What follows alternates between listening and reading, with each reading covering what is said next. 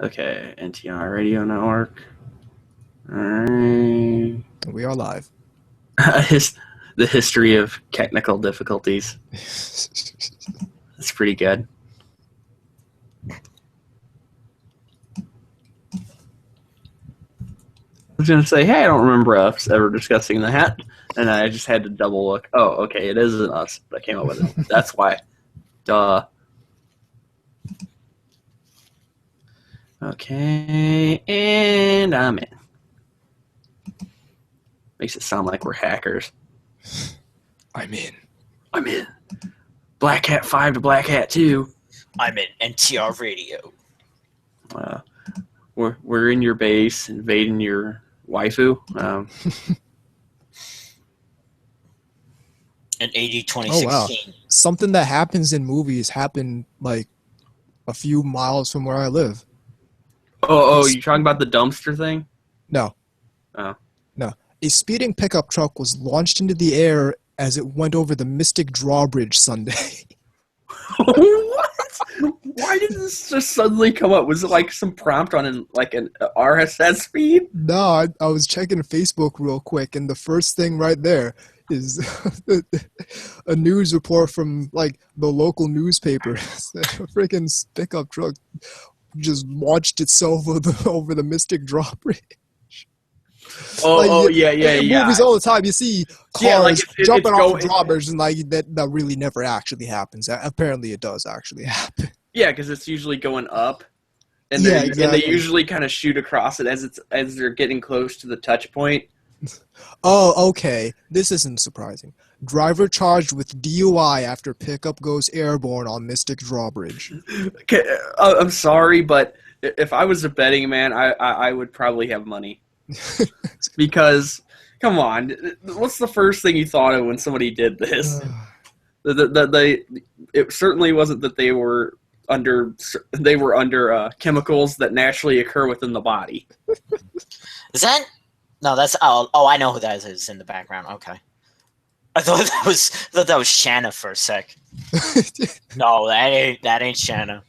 Unless puberty. Yeah, puberty did Shanna wonders. I am missing out on something. What are you guys talking about? The figure in the background of my screen.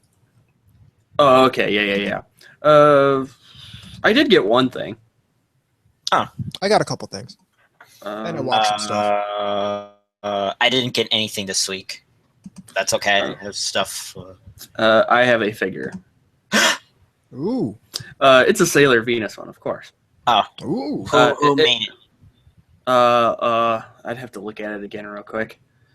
Is it like a fixed post or? Yeah, it's I'm pretty sure it's a, damn it. I can't look at it right now. Oh, probably band Presto.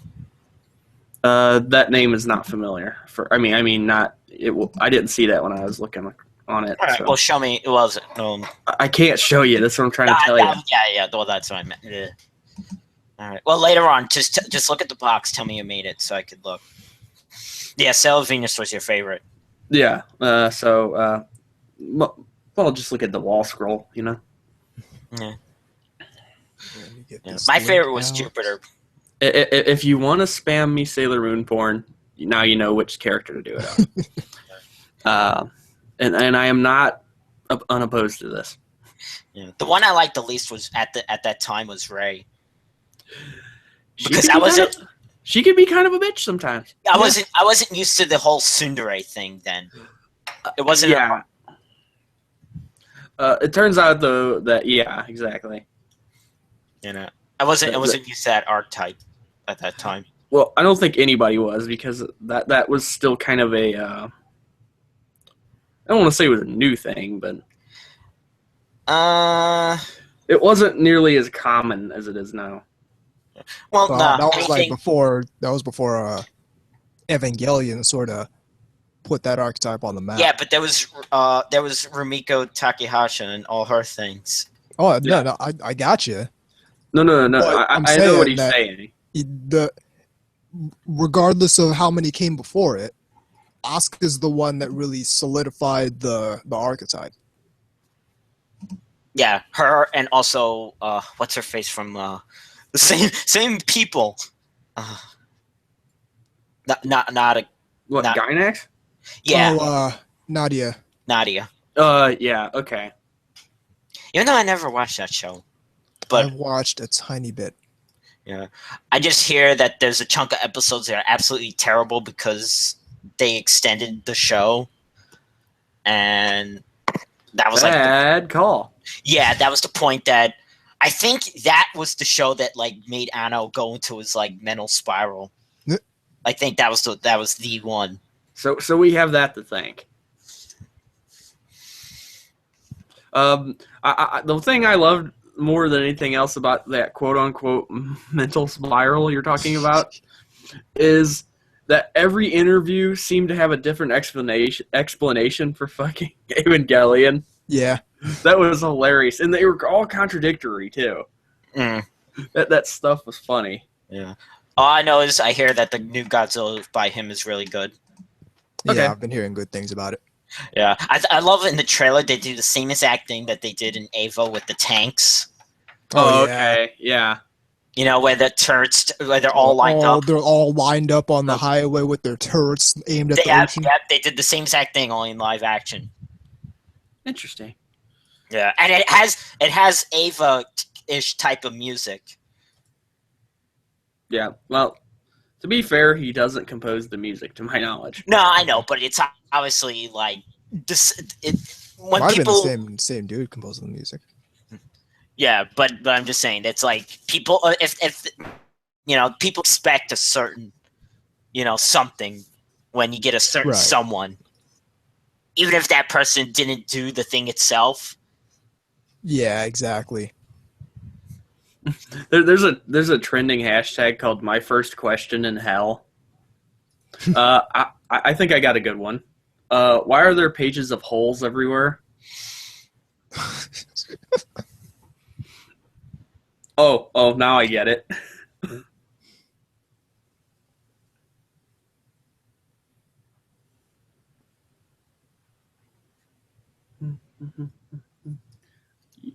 Are you going to any more cons for this year? I am going to AAC. Okay. Are you doing panels? Maybe, if they get accepted. Okay. I think everything's working on my end. Aha, I was right. Shiro Sagisu did the music in the new Godzilla. Ha ha ha. Okay, well, there you go. Chalk that up in the ongoing saga of me being right. Once again, I'm correct. Okay, when are we recording? We are recording as soon as we're ready. Ready? Yeah. Because I got a funny thing I'm gonna say. Uh-oh. We are good. All right, everyone ready? In 3, 2, 1. Ooh, welcome to NTR Radio. I'm Tom Force Anubis. I'm K-Gods. And my name is Hugh Mungus. Ouch. Hugh Mungus. As opposed to huge ass. VZ Mark II here, and am I the only person who thought that Anubis was trying to sound like the Micro Machines dude for a minute there? I think you know what I'm talking about. I know exactly what you're talking about. That guy has to be. I bet he was an auctioneer. He had to have done something with that before, before he did Micro Machines commercials. Yeah, he had to have some way to cultivate that talent. Yeah, I know. He was in Transformers. Yeah, that's not what we're talking. In that though. Obviously to gain that talent. I'll look that up later. Because otherwise that doesn't matter. We're talking about something specifically that he was using that for. How about? Oh, hey audience. Yeah, but Micro Machines guy, and no, I don't know his name. Don't if you want to send that name to me, cool, but I don't know it, and I'm not looking it up. But I'm guessing that if like he wasn't an auctioneer, can you imagine he was like a presidential aide or something? Like some actual like prestigious job, like.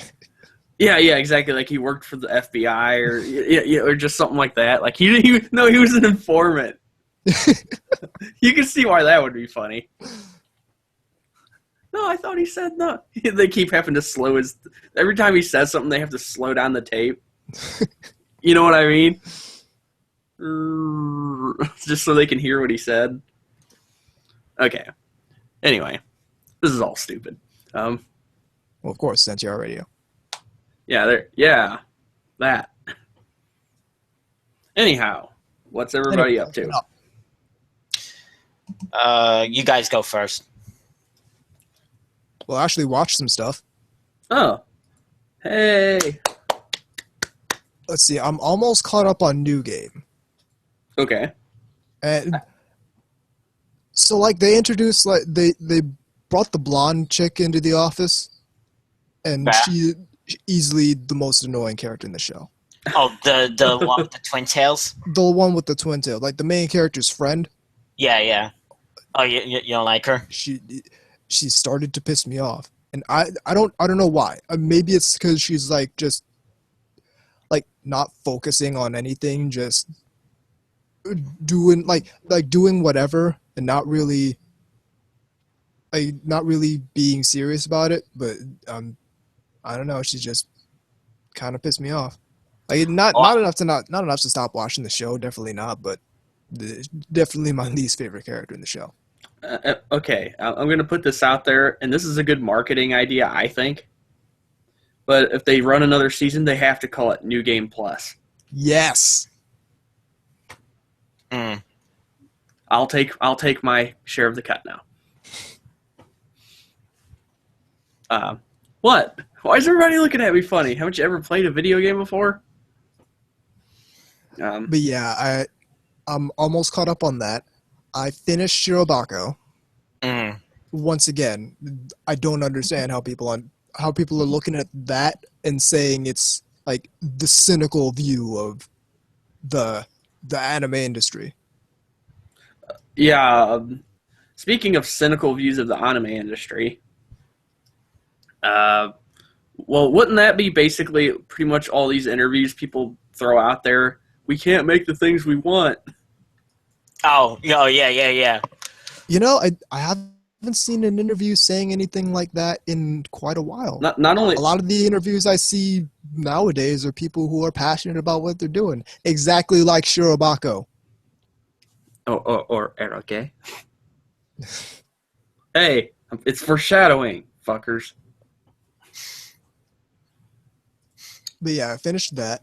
I finished up Comic Party. Oh yeah, I remember that from. I actually saw an episode of that like ages ago when it was in New Type magazine.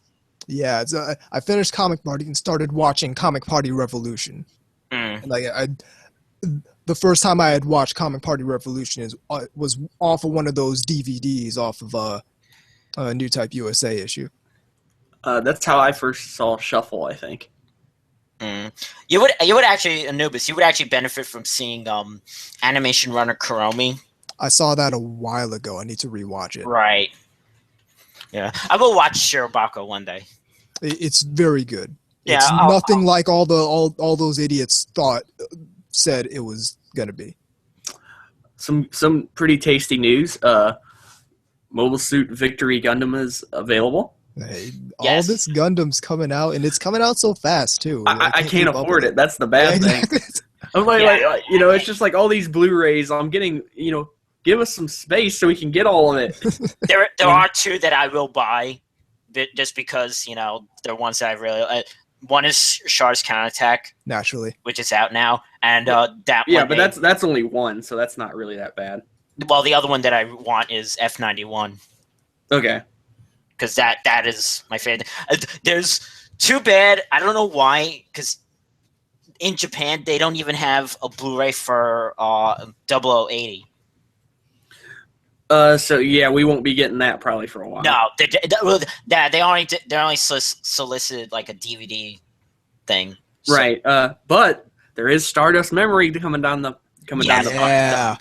pipe. Yeah. No, I don't get that. Like, did they lose the materials to do Blu-ray for the other, or? I really don't know. It's not like we can just get on the horn and ask them. Yeah, exactly. No. But I will say, as a fan, I am looking forward to enjoying Magic in 1080p.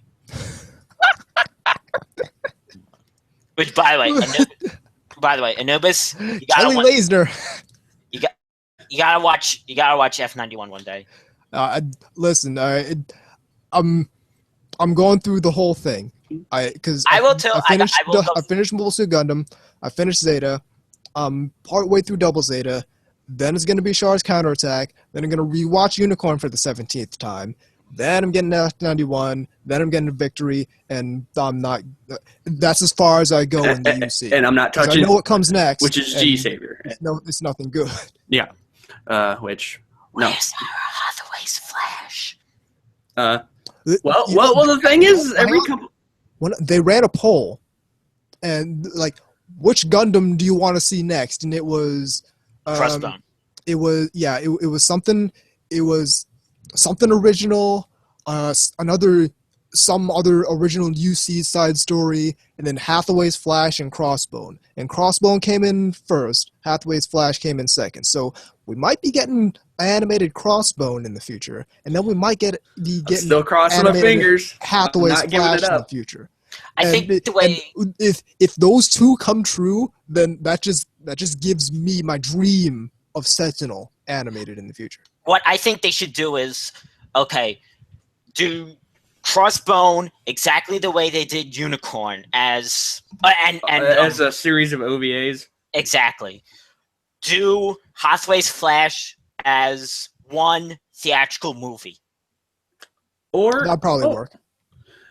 Yeah, that's okay. And all honesty, if they want to make a series out of Crossbone, I'm okay with that. But I understand what you mean. Yeah, no, Crossbone would have to be multiple, Yeah. I would want Crossbone to be OVAs just to get that OVA quality. Exactly. Yeah, just to get Unicorn is so fucking ridiculously fun to look at.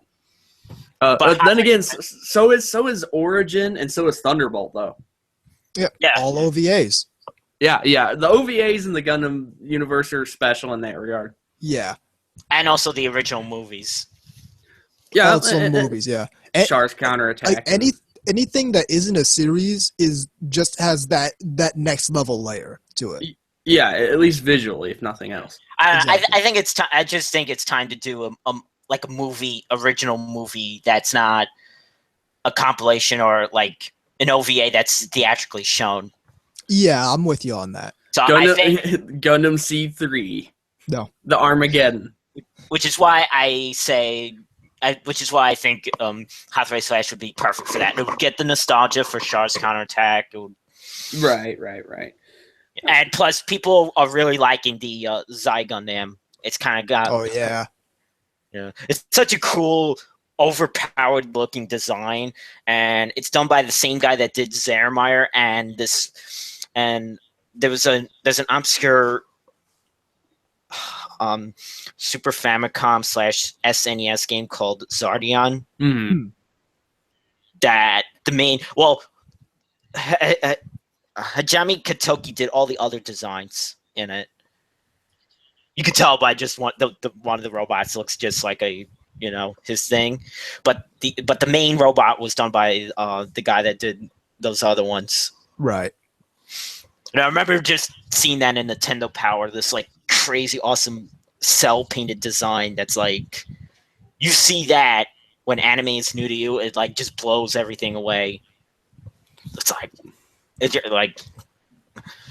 yeah. I'm glad I scanned that before. I like lost everything in the flood. So I should post that on my Twitter. I reiterate, 1080p magic. Kelly Lasner and Ko Araki about to have gay sex. Actually, no. But that music would make you think so. If you saw that out of context, you'd think that What is this? You think that it's about to This go is down. is this like some Cinemax shit? I mean, So it's like I'm sweaty and I'm working on stuff. Hey, let me take my shirt off. you know what I mean? Just like okay. what have you been watching? Me? Yeah. Yeah. Okay. I'll go last because. Finishing up High Fury and damn it, what's the other thing called? Bakuan. I need to finish Bakuan. Yeah, lots of fun. I actually finally, even though it was a while, got around to finishing To Love Ru, which was all right. I mean, The original series? yeah. I've been told it gets better. Yeah, watch the OVA, the 6-episode. I've got them. I'm working on it now, and I know I love- Momo's introduced, so I love that opening, and you'll know why for the OVA. It's like the most. We're giving you exactly what you want. Yeah, I mean it's a pretty shameless show to begin with, but from what I understand, the OVAs in season 2 onward are much more foul. Yeah, that's one of the things. Like I can't get into it, but I really like Mikon. I could see that, the sarcastic little sister type. Yeah, well, the little sister that's like the wannabe housewife. Yeah, but she's kind of a smart ass. Yeah. So, that's kind of an interesting dynamic. But also, so there's that. Been watching just something purely out of fun. I was watching, what the hell is that show called now? Vikings. Yeah, so that's entertaining. So playing some video games here and there, that kind of stuff. Yeah, same here. Okay, so I guess I'll go. Well, I'm finishing up the season. I'm really enjoying Love Live Sunshine. I'm liking the new characters. Okay. Especially Yoshiko, the Chinyabio one. She's my favorite, like I've said. Right. She seems fun from the screenshots I've seen. Yeah. She's. I also, but see, I don't get this. Mari, the blonde one, is the least popular one, and I don't get that. She's funny. She's the half foreigner one. Mm. But the most popular one is the one whose name is Yu. Y-O-U, yes. She's the one that hasn't done much. I don't get that. She's the one that's just always saluting. Mm. Well, to be fair, we're living in a world where C3Bu sold less than Akunohana. So Right. perhaps not everyone's tastes line up with what's quality all the time. My favorite is the three that make up the unit called Guilty Kiss. That's Yoshiko, Mari, and Riko. Again, that sounds like a shmup boss title. Warning! The massive battleship Guilty Kiss is approaching fast. Yeah, it kind of does. And also Daya, which is the one with the mole on her face. Mm. All right, and also I'm watching Sweetness and Lightning. I just like the name of this. Yeah, exactly. Yeah. If nothing else, even if I didn't care for the show, I would still like the name of it. What else? Continue with New Game and what's the other one? This art club has a problem. See, it's about theft. Yeah. I'm also like I was thinking of dropping it, but then I saw for Maso Gakuin Hybrid Heart, I was thinking of dropping it, but then I saw the lowly character gets naked in this one, so I'm watching because I'm going to continue with that one. Yes. In the business world, we call this an incentive. I don't know what the fuck's going on anymore in the show. I love that. I love that description. I don't know what the fuck's going on anymore. But I'm still watching it. I don't know what's going on. I don't really care. I'm just here for the lollies. Just holding out. There's what is it? there's girls in mecha suits, and the lowly pilots of mecha now, very very Bunso Shinki-ish, and the mecha that they fight look like. I actually really like the mecha for them. They look like what's the not the Anubis, but the other thing from Zona Enders. Oh, Jehudi. Yes, that's it. Yeah, they look kind of like that, right but now. they have skull faces, and they also kind of look like the enemy designs from Gundam Age. It just gets better and better. Yeah, This sounds like Infinite Stratos, but good. But will there be a Cecilia Alcott? That's a good question. There already is. There's the American girl with the giant titty. Sold. Okay, Yeah. I'm interested. I love that is completely enough to get everybody on board. And of course, it's the show A&N hated. Okay. Now I'm definitely watching it. I'll watch it right now. I'll start the download right now. I'm gonna turn this thing off and start watching it. Just make sure you don't watch. Get myself on Crunchyroll. No, don't watch it on Crunchyroll. You have to download the censor release. Yeah, you have to download the non-horrible subs, non-Crunchyroll, because it's one of those. You gotta get whatever the ATX broadcast is. Okay. Yeah. All right. That's the episode. We're gonna go watch this. That's the show. The email address. Yes. On the sidelines, I've actually been rewatching Rosario the Vampire. The two seasons of that. Yep. That's a show that. It's a show that I don't. It's stupid. It's a stupid show, but I enjoy it. It's not like, no, you guys, you're missing out on something really like the way I like Photo Kano and it's like in the Aiken realm where it's just kind of like, it's like, I know this is legitimately Aiken is just but Aiken doesn't have anything enjoyable. No, I'm just saying the concept is, though, this is legitimately bad, and I recognize that. It's just like your regular harem, but they're all like monster girls. Is there a slime girl? There's no slime girl, but there is a. Okay. I'm done. There's a vampire. It's like Monster Girls Light, where they all look like human. They all really look human, but they're all some sort of supernatural creature. Rosario Vampire was long before we got into the whole Monster Girl thing. Like, long before Monster Girls somehow got really big in America. I thought that was a strange thing to catch on here, too. Like, I think it's 7 Seas. They have, 5 different Monster Girl manga out now, something like that. And they all sell really well, too. They licensed the actual Monster Girl encyclopedia. It's that big. The manga for Rosario Vampire is actually really popular here. Right. Oh yeah. No, Rosario Vampire was a big thing a while back that sort of passed by everyone who wasn't. The people who like the manga do not like the anime, for the same reason with Negima.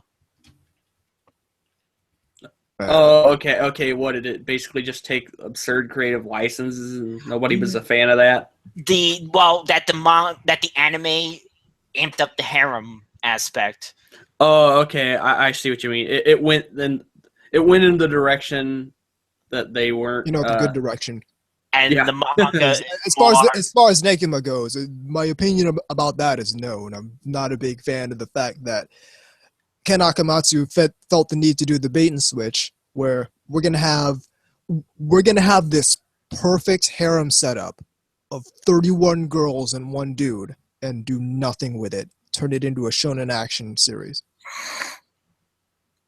What is it? The manga for Rosario Vampire is it's also like shonen fighting ish thing. Mm-hmm. Which doesn't appeal to me, so that's why I never looked at that. You mean you're not a Nikki Tosin fan? Not anime, but I've actually been rewatching various episodes of something I haven't seen in years, and that's Garfield and Friends. I can beat that. I actually can trump that. I love the fact that I was talking about this on Twitter. You can't do. John Arbuckle is a character that was funny back then because it's like, oh, nobody could be this pathetic. But here we are in 2016, and like a lot of people are that pathetic. Exactly. I was watching Dexter's Lab. Yes. So. Oh yeah, I've been seeing Dexter's Lab on Boomerang. It's all about the Justice Friends, man. The infraggable Crunk. Crunk. Yes. The infraggable Crunk. Flagman funny. I love Flagman. I love you too, Flagman. Fucking big ogre. The best one to me is when the bee gets loose in the room. Yeah. And then at the spoiler alert, at the end, they're all happy, and then it pans out and they're fucking outside. Why? Okay, real talk. Is it really, really necessary at this point to spoil any part of Dexter's Lab at any point in time? That's a good point. You've wanted to watch Dexter's Lab. You've had ample chance to do so, number one. Number two, if you haven't had the chance to watch Dexter's Lab, you probably never heard of Dexter's Lab. What are you doing with your life, man? I love the one Garfield where he just wakes up and he's in the wrong cartoon. And it was like an 80s action cartoon with like space and robots. That's what I like about old cartoons. They just do whatever they want. And it's drawn in a different style. And it was like the robots were clearly like referencing Transformers because he goes, "Oh, it's one of those robots that turns into things." Right. And then when it was malfunctioning, it was like they were going, "The toy company won't like this." And then he lands on like a nice happy planet with like cute cuddly talking animals, and he's like, "I want to go back to the planet with the giant robots." That's not, yeah. Whew. Again, speaking of Dexter's Lab, Dee Dee is fucking annoying. She is fucking obnoxious. And the sad thing is, everybody has a relative like that too. At no point in time did I not find Dee Dee absolutely obnoxious. I love the one. And she keeps ruining Homeboy's shit. I love when he finally gets Dee Dee out, and then he's all happy. And he's like this. And it turns out he locked himself out of the lab too. Yeah. No, not that one. The one where he was just like, he finally gets Dee Dee out, and he's like totally happy. And it's just a sequence with like just music, and he's like, "Oh yeah," and he gets progressively sadder as. Beep, beep, beep. And then he hires someone else to be Dee Dee. Or the fact that he uses her to sabotage Mandark. Yes, that was fucking funny. Does anyone remember the Mandark origin story episode? Yes. I wish I didn't. His parents are a bunch of hippies and shit. Hippies. Fucking named him Susan. Susan Astronominoff. Yeah, I can see why he goes. We all realize now why he prefers Mandark. And why he's kind of an evil genius type. Because, yeah. I gotta say though, one of the best episodes definitely is that two-parter where they go to Japan. Oh yeah. And everyone has a robot. Everyone has a giant robot. Yeah. I don't know what's more dorky here: the fact that we're talking about Dexter's Lab, or that we're on an anime podcast talking about Dexter's Lab. Whew. Well, before we hit the break, I forgot to add some stuff when I was going. It was I picked up a couple of releases while I was out. Okay. So I decided, you know what? I'm gonna do is just pick up all the Funimation releases that I want before they eventually disappoint me with that Prison School release. So I got myself. You better get that Strike Witches movie. They better come out with the Strike Witches movie before Prison School, because I'll buy it. It comes out in October. Good. I will fast track that son of a bitch. Freaking jump on that shit. But I got Steins Gate and Robotics Notes, both the Blu-ray DVD combo packs. Well, if Funimation does disappoint you, that still would not stop me from buying the Strike Witches movie. Sorry. I'm just happy they're coming out with it before they release Prison School, because either they fuck up or they don't fuck up. And yeah, I mean, this isn't one of those things where it's going to be in the gray area. Let's add Gamergate references in the Strike Witches movie, even though it takes place in the 40s. And the fact that and the fact that people who watch this stuff probably support it. That, you know how much that would piss me off? Like, as livid as I was about the Prison School thing, it would be more annoying because you're not even watching that shit. It'd be the Mad episode 12. Remember if they let that dude put his politics all up in Strike Witches. Like, remember the part when Lucchini was spanking her butt on the gondola? Oh, yeah. Like that, but she goes, like, over here, you Gamergate creep. Jesus fucking dude. There you go. Speaking of Strike Witches, next month, guys. Yeah. Brave Witches. Let's get it. I'm starting to like some of the character designs a little more now. Yeah, I like the big-titted German girl. Yeah. She kind of looks a little like Shirley, a little bit. A little bit. There's no Americans in this fighter wing, I noticed. Yeah, there's plenty of Germans and I think there's some like Russians and stuff. But the one that appeals to me the most so far, just based on design, is the French one with the twin tails. So it's the same for both franchises. Yes. Will she also be a bitch? She's a bitch. Yeah. This girl looks a lot less stuck up. Exactly. Yeah. Right. So, all right. So, probably not next episode, but the next episode of that, we'll probably be talking about it. Yeah. Yeah. Let's see. What day does it premiere? I know it's October. October. Good question. Good question. October, good question. Give me a second. It's an October surprise. Or something. October 6th. Oh, then definitely.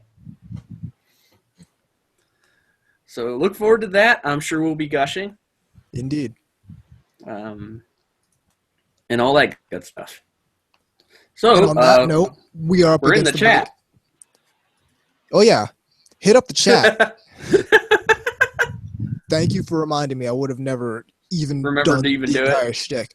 Hit up the chat room by going to She's Lost Control.net/podcast. In the upper right-hand corner, you'll see the chat link. Click on that. It'll take you to a page with a chat box in it. Enter a nickname and join us in the IRC. Alternatively, take your favorite IRC client, point it at irc.ryzen.net, and we are in the channel # SLC Media. In addition, you can get at us on Twitter at TEAnubis, at VZMK2, at LazyErica00, and you can always get at us on the email box, which is ntrradio@gmail.com. We're up against the break.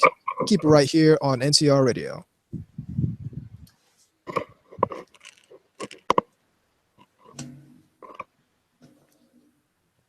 That button. All right, I'll be right back. Roger that. What does this button do? Remember that episode where it was the opera? Oh, jeez. Like it was a regular episode of Dexter's Lab. Yeah. But they sang the whole thing. That's like the weird ass stuff that they just did in old cartoons that you don't really see anymore. They kind of they've had some that have the musical episode. I mean, even Daria had one. Yeah. Which was very funny, by the way.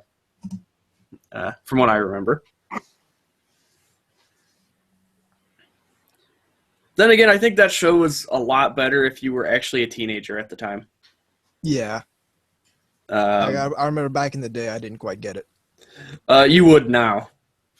They were pretty spot on with most of their caricatures that they came up with, like the stupid jock Kevin, the one who says Operation Watergate.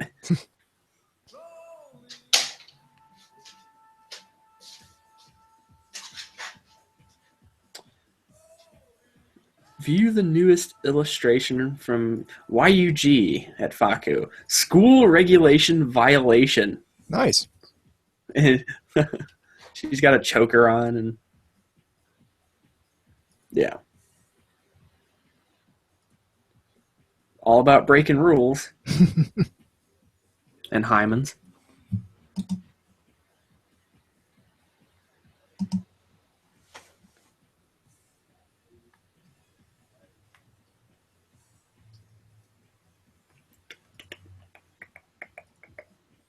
The Unfraggable Kronk. Fraggable Kronk. Holy shit. I almost did that when I forgot to. I almost did that when we were introducing ourselves. I almost did that. Fraggable Kronk. And I'm the Unfraggable Kronk. Major Glory. Valhalla. And the Unfraggable Kronk. But like even that, like they had a whole team of superheroes that you only saw a couple times. Yeah. Yeah. Living Bullet, Misspell. Yeah. Capital G. G Unit. Goodbye. Yeah. G Unit. Yeah. Johnny Bravo is another one that was Johnny amazing. Bravo. That's a show you couldn't make today. You could, but you'd get a lot of shit for it. Yeah. Which is ridiculous. But you can say that with a lot of shows, though. Yeah. That they just probably not make it past the pitch stage anymore. Which I'm not happy about. Yeah.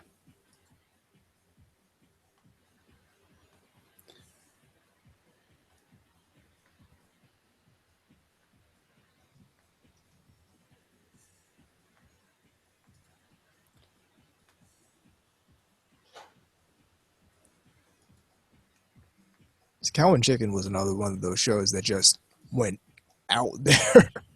Well, it's done by the same people that did Rocko's Modern Life. Yeah, exactly. That explains a lot.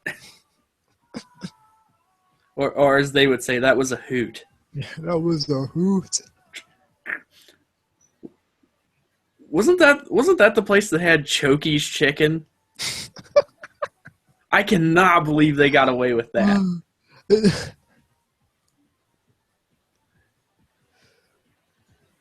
And you know it was some fucking stoner or something that came up with that. It's just these fucking weird ass, like surrealist moments and shit. It's like, what the fuck?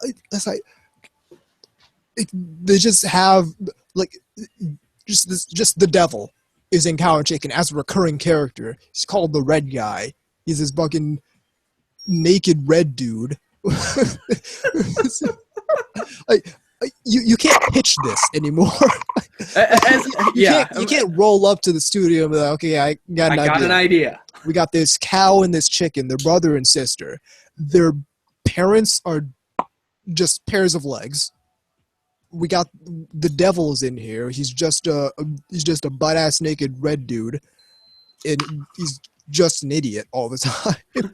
And cow turns into a superhero for no reason, who speaks Spanish for no reason. Well, I guess you could argue the Powerpuff Girls were sort of like that too, in the sense that, you know, him. Yeah, Powerpuff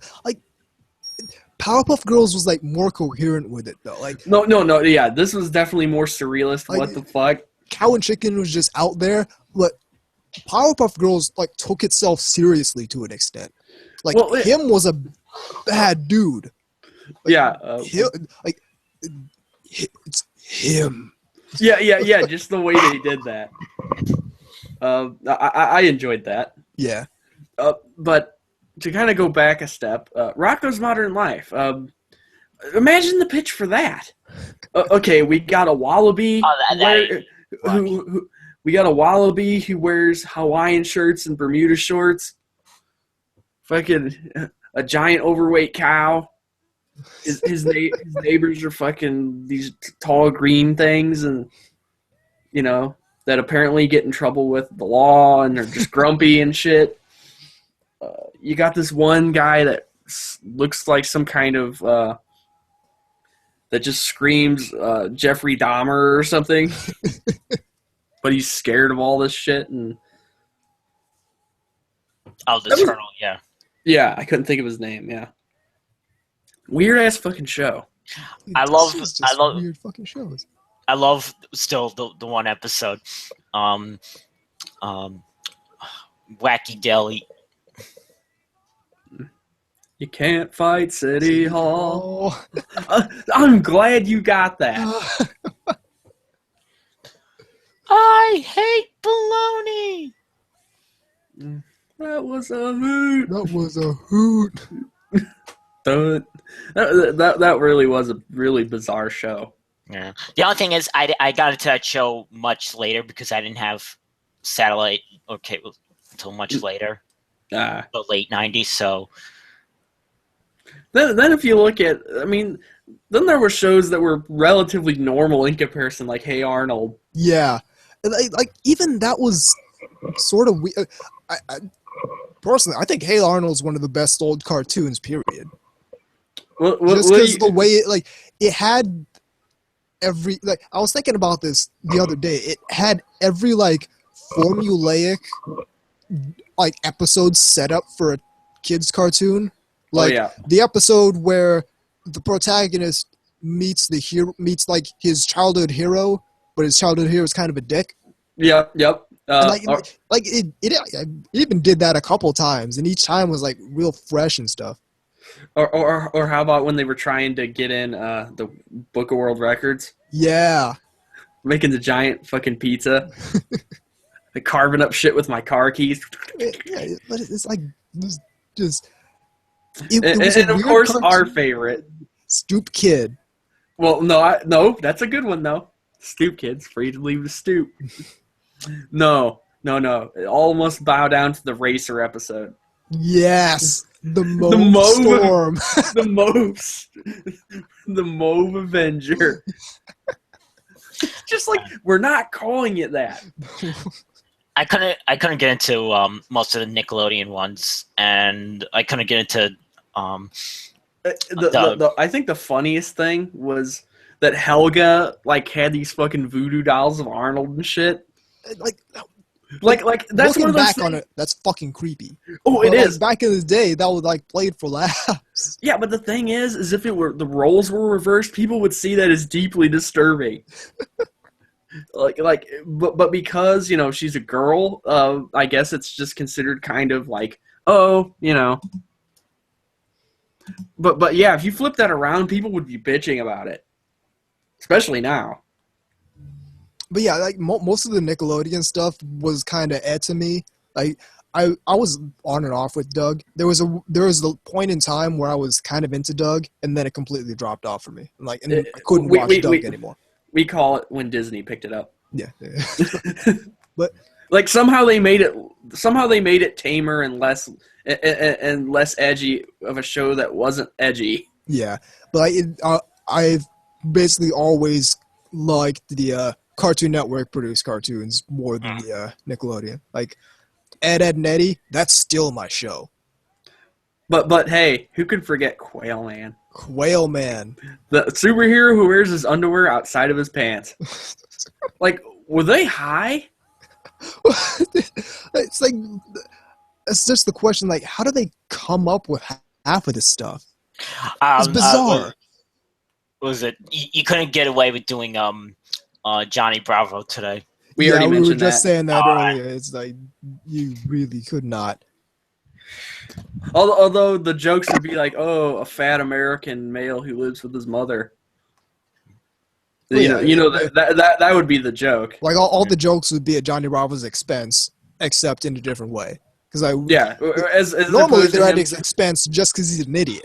But yeah, now exactly. We'd just be making fun of like every other aspect of him. Well, nowadays he'd be considered a pickup artist. Yeah, I cannot watch Steven Universe. I haven't tried it and have no real desire to. I don't watch kids' cartoons anymore anyway. Yeah, I really don't watch Western cartoons anymore, for that matter, in the first place. I kind of pay attention to the direction they're going, just because it's interesting. Well, no, just because it's interesting to see how it's been changing since I used to watch Western cartoons, but I really don't watch Western cartoons. Well, now a lot of them just seem like over glorified fucking Flash animation. To a certain extent, and that doesn't really bother me. They all have the same exact style. Go look at they all have that like noodle-limbed kind of Tumblr style. You know? I wouldn't say all of them. MLP is a good example of one that kind of breaks that style. That's the only one. That's one of the few that don't. But Steven Universe, Rick and Morty, regular show, Adventure Time. Adventure Time's the one that really started all that. There's a new show that they're gonna do called Mighty Magi Swords. Yeah, it has the same exact. Yeah, the main girl looks a lot like even like a few years ago. It was like Chowder and Flapjack and stuff, and that kind of had a different. Those had a really different style from each other, but now a whole lot of stuff is going off of this particular style. And I want to know what happened to. This is going to make me sound like I've been eating some nostalgia, eating some member berries. That just sounds dirty. I'm sorry. Yeah. I mean, because I'm thinking dingleberries, dude. What happened to detail in animation? What happened to meticulous detail? We outsourced it. Guess what? When was there ever meticulous detail in Western animation? Go watch 80s cartoons, and then come back to me.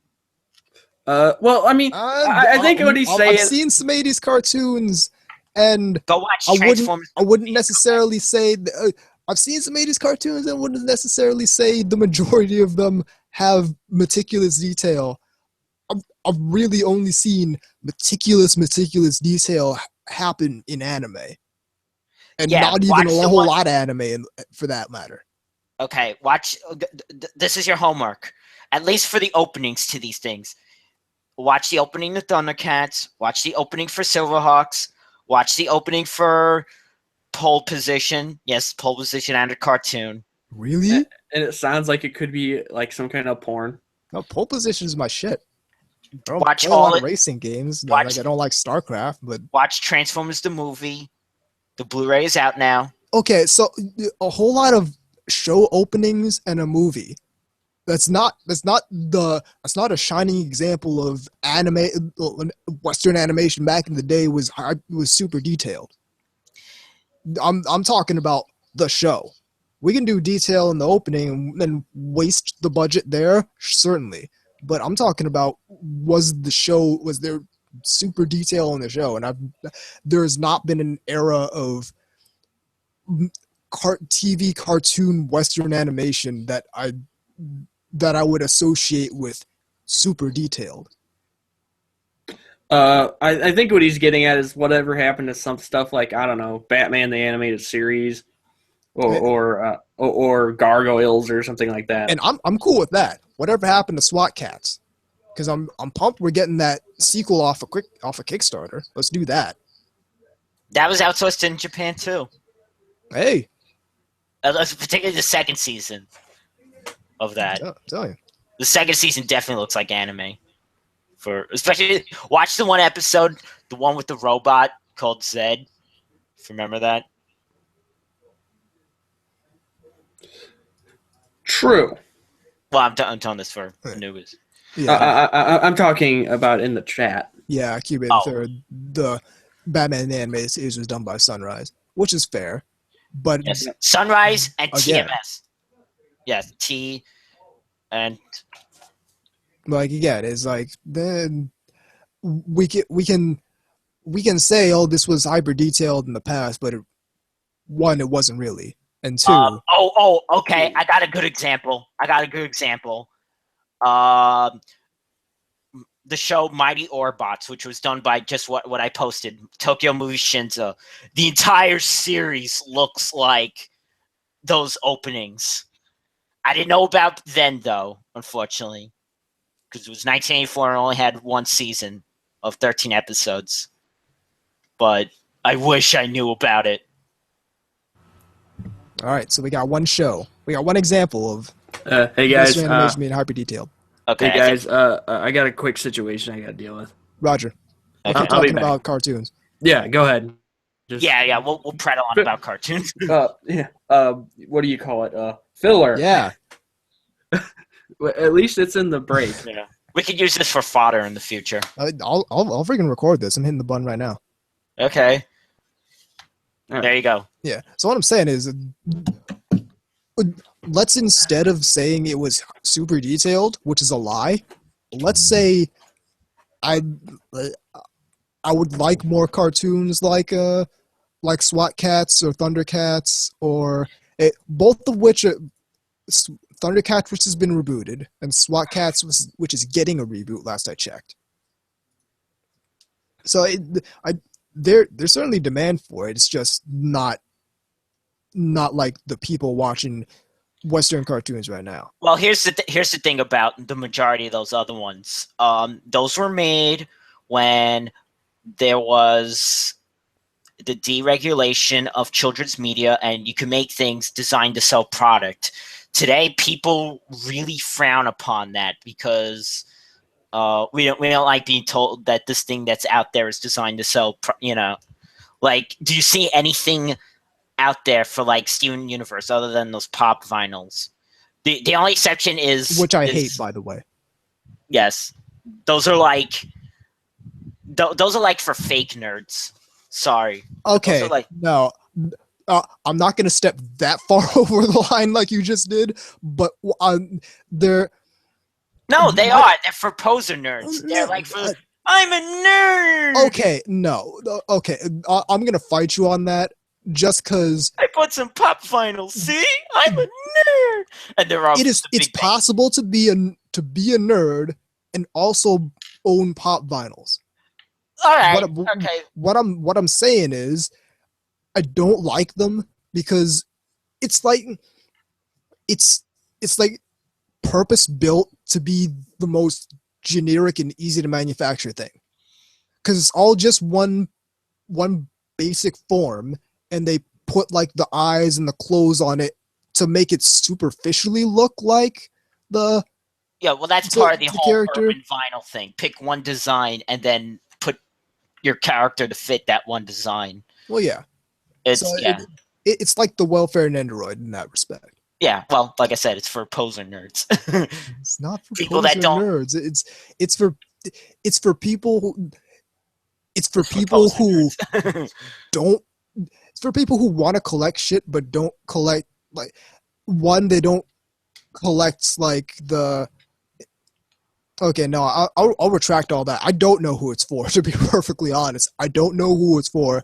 I don't know who buys them. I don't know why they buy them.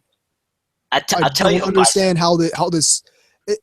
I tell you who buys I go to them. freaking Kineticon, and there's this, like, wall of pop vinyls. I'm like, I know. okay. I see them at Comic-Con. I don't get it. They're obviously selling them for them to come out with that many.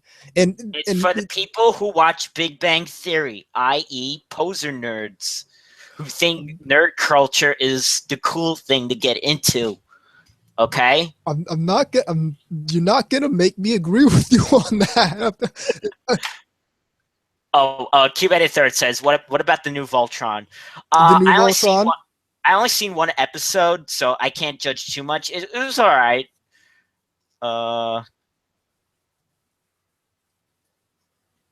Fuck that show in the ass. So if you mean Big Bang Theory, yes. Big Bang Theory. Yeah, that is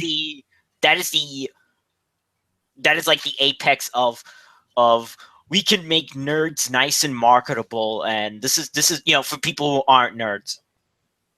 Nerds are nice people that's like, whereas I want to show, where to me, Watamote is like this is what nerds actually are like.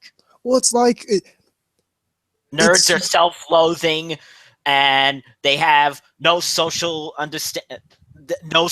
cues, and they don't keep themselves, and it's not even that to me. It's to me, like the nerd culture show is Genshiken, where it's kind of insular. You're not really gonna understand very much of it if you're not at least somewhat invested in the culture. Oh God, QA says, I'm kind of offended that my friend calls Chunibyo the Big Bang Theory of anime. No. How does that even follow? I don't get it. God, that sounds That doesn't make sense to me. Oh. Like, that's like, I don't... Chunibyo, the Big Bang Theory of anime? Those two things are diametrically opposed. Because you're talking about a show about a bunch of kids, like, dealing with the old stupid shit they used to do in their childhood, but they're still doing it. And then Big Bang Theory, which is something completely different from that. It's a sitcom about what's to do, like a engineer or something like that. I don't even know. I haven't watched the show.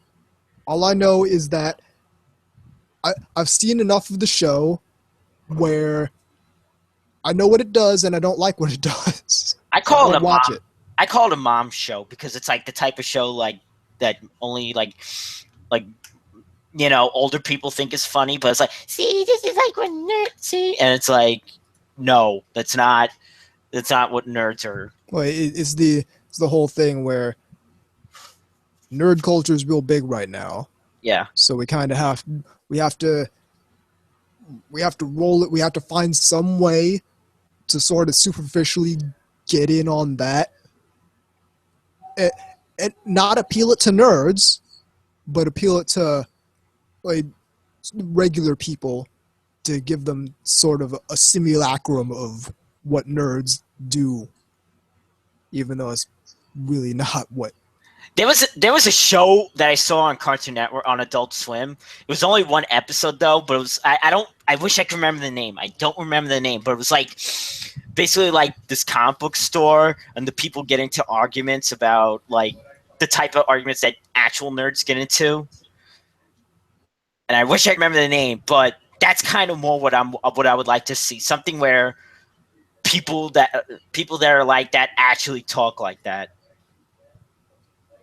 Yeah, I still go with the old standby. Hey, want to make a show that's actually about nerd culture? You need to watch Genshiken first, because it's the anime about an anime club.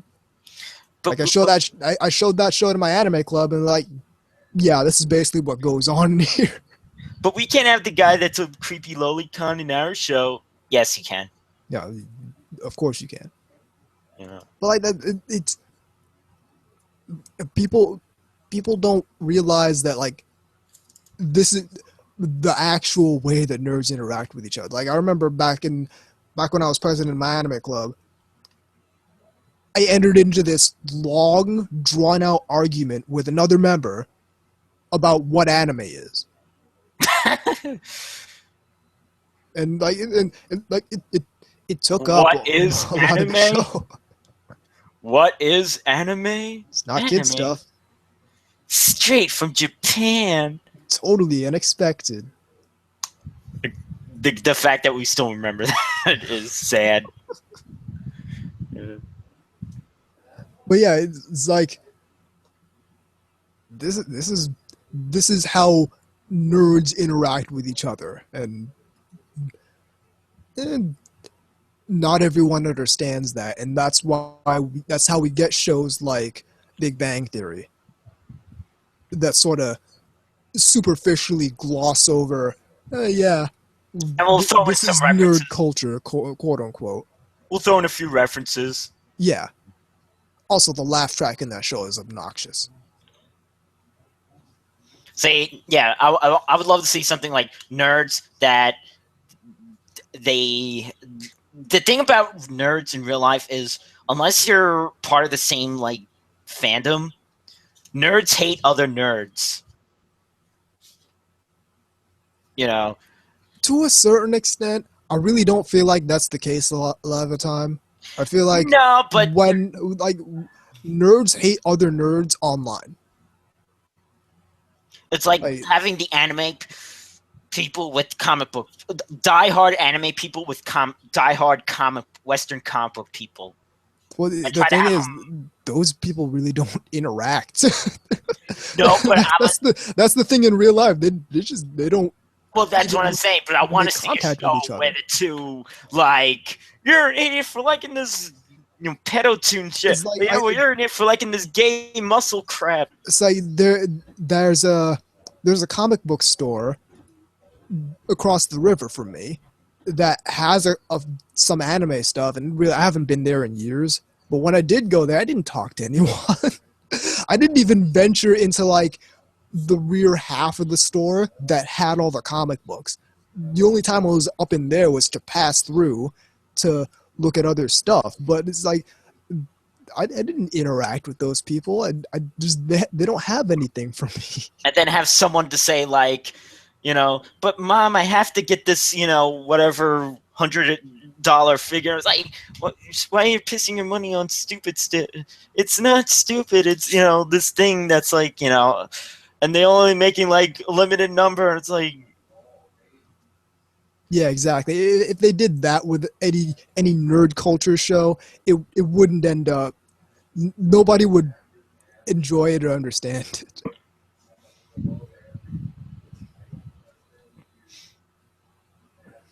Shouldn't you go to sleep? No, I'm playing this game. You can play your game tomorrow. No, I have to finish this because if I don't, Yes, no one understands that logic. You have to be in the subculture to understand that logic.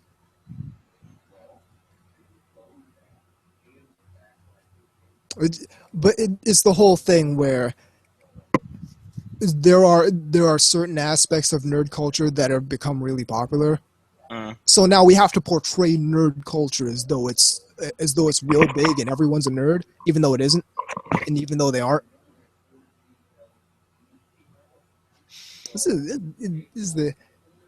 This came out a while back and it pissed me off. Related. This came out a while back and it pissed me off. Let me see if I can find it, because I wrote an article about it a while back. And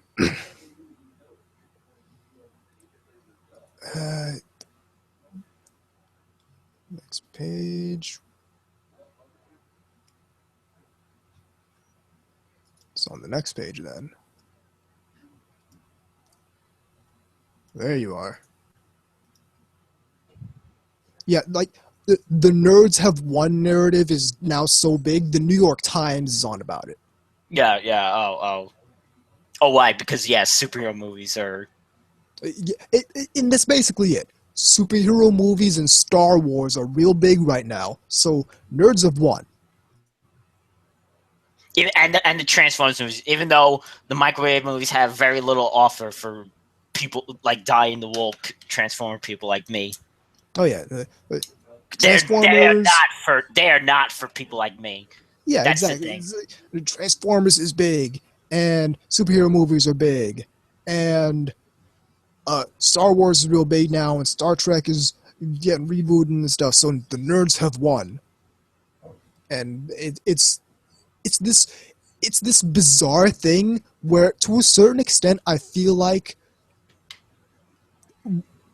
people are now have to reconcile with themselves the fact that they enjoy stuff that was created by people that they derided for decades. Like they're not, these people who they held underfoot for years are now creating stuff that they value. So like they can't within themselves justify keeping them underfoot anymore. So now they have to create this entire narrative where the nerds have won, even though realistically, not so.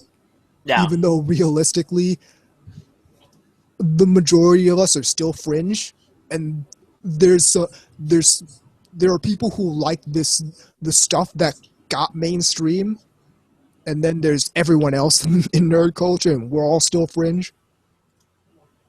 Like that's another nerd culture, which is a word you never heard before this narrative started popping up, and it's a word you only hear when talking about certain stuff. Like, you're never gonna hear any anime talked about in the same sentence as, oh, this is nerd culture. Except for the most mainstream of, like... Except for, like, oh, that wearing a My Neighbor Totoro t-shirt, so that's nerd culture. More like Attack on Titan and DBZ. What's shown on Cartoon Network? I maybe half the time, but for the most part, I just don't see anime associated with nerd culture at all. Even though anime is actually really huge here, but no one ever talks about it. And I honestly, I think that's a good thing, because we're avoiding the mainstreaming of anime in that respect, where in the same way as this other stuff has kind of not so much diluted itself, but it's because it's in the public eye, so now a whole lot of people are consuming it, and a lot of people might not understand what's going on. And I'm back. Howdy. And so let me just finish this thought. People would especially get that way with anime, given that it's not from this culture at all. So I feel like it's a blessing in disguise that anime's gotten really big, but nobody really knows. Right? It's gotten big, but it's not gotten the level of fame that other stuff like news outlets will cover San Diego Comic-Con, but not Anime Expo, and I think that's a good thing. Well, to be fair, the news people actually were there when I was there. Oh, they're at everything, but I'm saying, like, you'll see. I think that's more local. Yeah, it's always the local news is always there. Like there were it's not like Anderson Cooper's hanging out there. Yeah, exactly. Like, or fucking Rachel Maddow's talking to, like, you know, fucking Bill O'Reilly's just kind of sitting there having a chat with fucking some dude dressed up as Pyramid Head. Yeah. I actually showed up in the background of one of those, like, local news. Oh, jeez. Because it was at Kineticon. We were walking through the dealer room. It was a few of us walking into the dealer room, and I didn't even see, like, the news camera of the people, but there was a person dressed up as Master Chief, and I was like, "Hey, it's Master Chief." And later on, people blowing up on Facebook is like, "Hey, dude, you're on the news. You made front page material." I wonder what it says. You're on the news, and I'm like, nobody interviewed me at this convention at all, and I see myself walking in the background, pointing at Master Chief, saying, "Hey, it's Master Chief," and I keep going. Does it have, like, the thing, like you know, like, it has your name and then description of what you are? It's the bottom third. Yeah, like Time Enforcer Anubis. Some guy. Like, what? Some dude in cat ears. local weirdo. Yeah, local weirdo. Okay, I'm ready. Okay. Set that. Ready on second segment. Yeah. We were actually discussing like how nerds in media versus, like, nerds in actuality. Okay, like hang on. Let me set the recording back on, because I gotta get your opinion on this, K-Gods. What do you think of Funko Pop vinyls? Those little friggin' vinyl figures with the wide ass square heads. They're fucking everywhere. I'll put the website in the chat. You might recognize it as soon as you see what I'm talking about. They're for I call them. They're for poser nerds. Like I could get it on the nerd culture too. Look, I'm not going to agree with that. But that's who they're for. They're not for anyone. I don't know who they're for.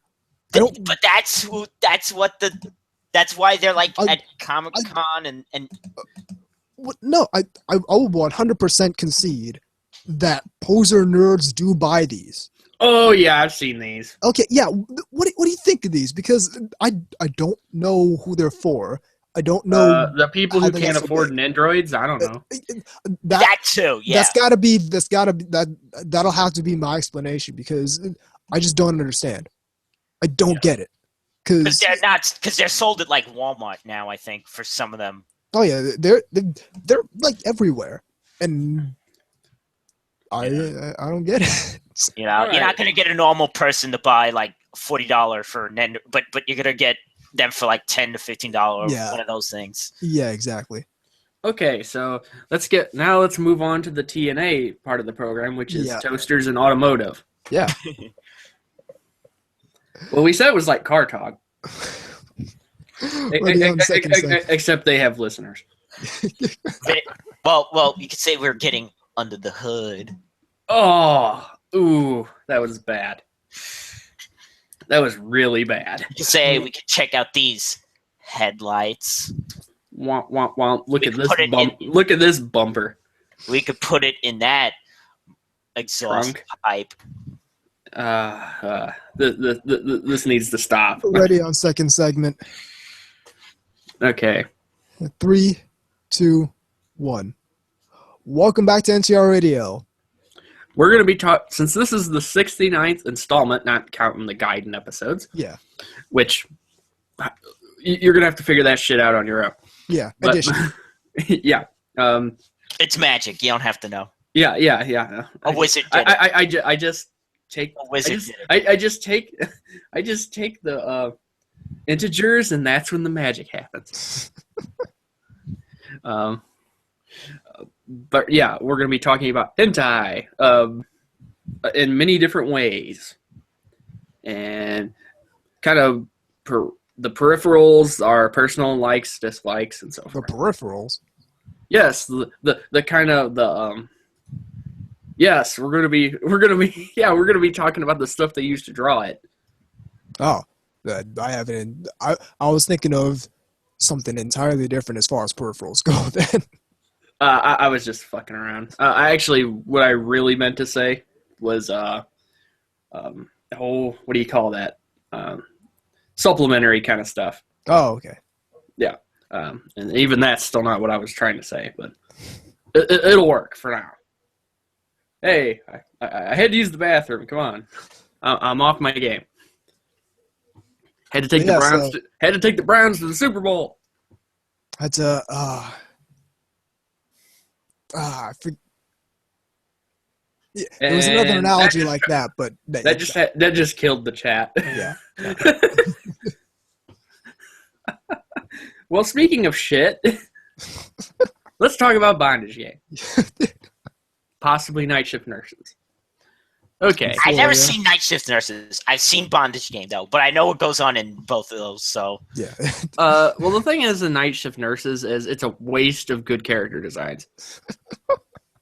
Because the animation, well, it's not great, and there's certain parts of it that are just really cheap looking. Yeah. Like where it's just like a 1-2 flash almost animation. You know. But the character designs are nice, and unfortunately, there is fecal matter.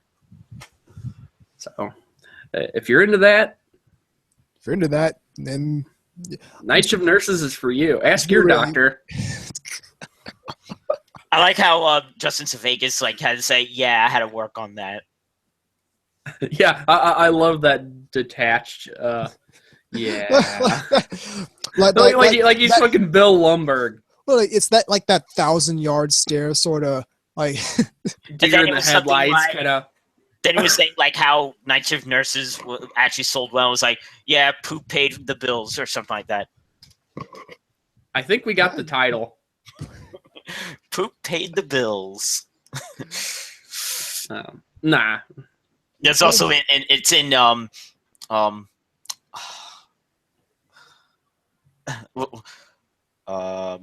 Euphoria. Yes, we will get to that a little later. If you want some nasty stuff, Euphoria is definitely for you. But yeah, it's like, ever watched the they made a few spin-offs to Night Shift Nurses, directed by Teraraki Murakami, same person who did Princess 69. Yeah, and Kuro Ai and some of that stuff, I believe. Yeah, because you could tell his style immediately. Yeah. Because it's the fast forward, like, you know, MTV filming a concert kind of thing. Yeah, like real fast with like the camera panning around the shot erratically. Is that the one that did like high speed blowjobs? What's the one with the two lolis that Emoto Paradise? That's probably it. Yeah. See, I like how you knew that immediately. Well, technically there's more than that, but yeah. But I just thought that might be what you were thinking of. Yeah, I've been loving those. Oh, I forgot the name. The one with the ghost loli. Oh, I can't think of the name, but I think I know what you're talking about. I know what you're talking about. Bakemonogatari? Oh wait, I've just been reading too much doujins. Okay, so hentai. The things I like about hentai, well, besides the obvious. One thing, the camera angles they come up with. So they are incredibly inventive sometimes. When you've got the fly on the wall kind of camera cruising around, like the undershots, you know. And another thing that's interesting, in comparison to regular porn, you don't seem to get the under the ball sack shot as much. You know what I mean? You know exactly what I'm talking about. Anubis is cracking up over there. He knows what I mean. Where I always thought it'd be interesting to see. I want to see the porn director be like, yeah, it's good, but you gotta make the under the ball sack shot happen. Yeah, but better than that, can you imagine them being on the set, like filming the people filming? You know, like the positions they're in, like squatting down like military commandos with fucking binoculars. Yeah, I clearly have a lot of free time on my hands. But no, I mean you got the very inventive kind of non-usual camera work, as they would say. Remember in like 80s anime, 80s hentai, they would do the thing with the glowing dick. That is kind of, I just guess, indicative of the time, you know? Yeah. I mean, it's not. I mean, there's a couple. Those aren't so much. You don't see that so much anymore. No. Yeah, most of the time it's just a regular mosaic. Although sometimes it's so bad it's unwatchable. Yeah. Beam saber dick. or worse than that, the one that looks like a hot dog or something. You know what I mean? Where it's just like all one solid color. Oh, like red or something. Well, because it was like originally no, it was like blurred, but then when they unblurred, there's nothing there. That happens a lot when they uncensor things. So it looks really weird. Yeah, but you also got the one of the more amusing tropes you've got from hentai is the going white screen. Oh yeah, when it just flashes white. You see that a lot in games. Like you hear them, like, you know, getting pounded or whatever, and then like they're moaning, and then they just like it's slow motion scream, and it just fades to white. There's no subtlety there. Oh, the symbolism is really. Yeah, exactly. It would be like, it would almost be like if someone was being deflowered and it just showed him like squirting ketchup somewhere. like into like I don't know, like a flower or something. That's disgusting. Seriously, some people are just like, oh, I'm not listening to this shit anymore. But yeah, I mean, there's definitely different qualities, specifically in competency in this sort of thing. Oh, absolutely. I mean, I've seen some low rent shit. like there's stuff that I'm like, I can draw better than that.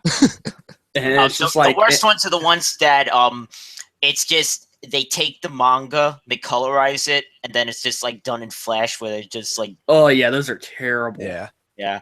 Oh, now I know the name. Toshi Densetsu series. That's it. Yes. Yeah. Okay. Those are great. I've been enjoying those. Is that the one where she comes out of the TV? Like. Yes, it is. Yeah, like so it's like The Ring, but there's blowjobs. Yes. Yes. Yeah, and that sort of She thing. can also change her age. Yes. I always find it interesting. Did you ever see the? Did you ever see the? What the hell is it called? It starts with an I. It's the one with the succubi. You know where she can like change her bodily form. You know. No, it's not ringing a bell. I can't think of what it's called now. Not Tentacle and Witches. No.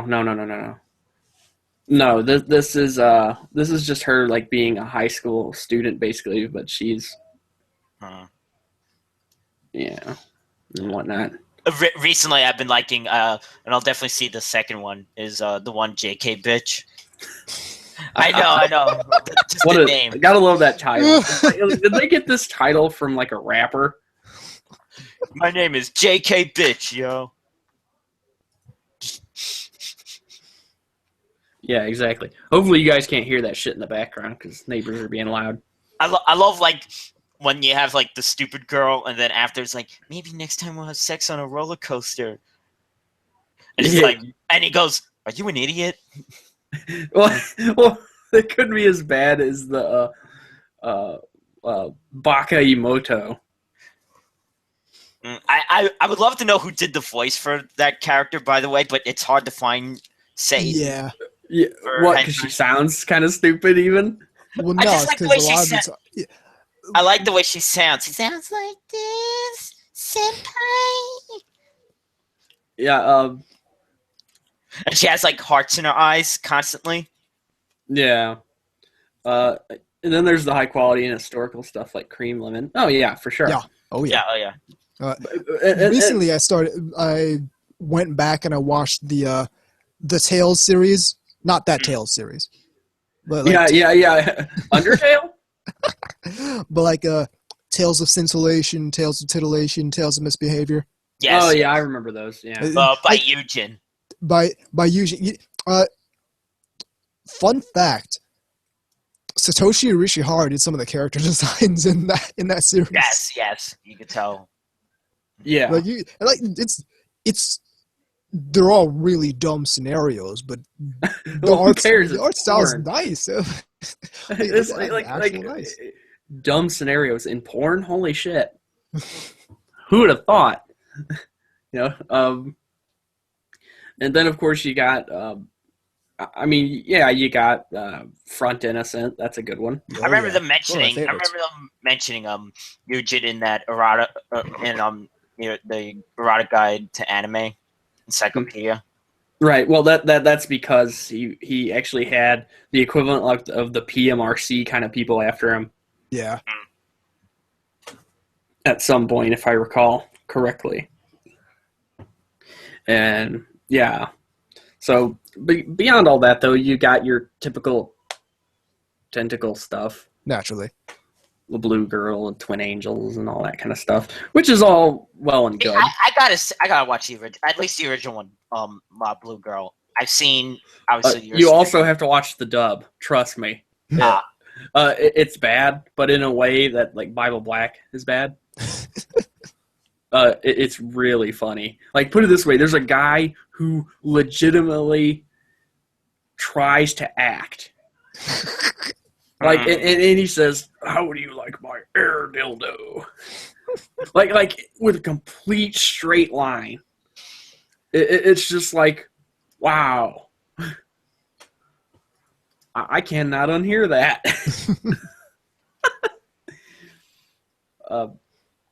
Yeah, so you got all that.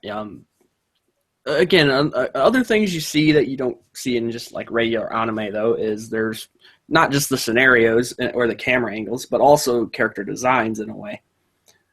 You don't see so much the... there's a lot more variety to some extent, I would say. Yeah. Oh, yeah. Cube the Third says, there's an idol hentai with a long name. Hano no Haramase Pai Idol My Star Gakuin Z. I recommend that to VZ. Which has quite an opening. Interesting.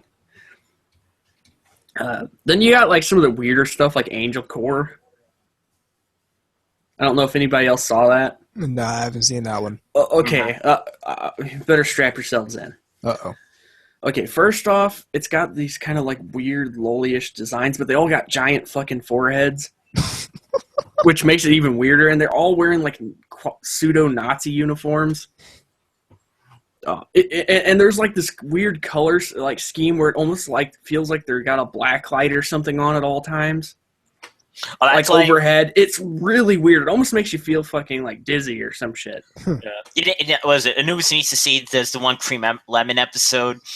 I'm trying to remember. Oh, Naris Scramble, the one that had the girl in the Nazi uniform. Oh yeah. But I love the character, the principal that's like obsessed with his doll. Mm-hmm. Yeah, that's the one thing about like a lot of like older hentais. There were like a lot of sci-fi tropes. Yeah. Well, but they were also like the first. I was gonna say they were also like the first to like parody anime in general. Yeah, to a certain extent, there's like real early, like self-referential stuff. Yeah. Well, if you'll notice something about hentai is that it does follow trends of the day. Yeah. It really does. Like if you look at the early '90s stuff, there's tons of Sailor Moon-esque shit. Yeah. Also, a lot of like fantasy stuff.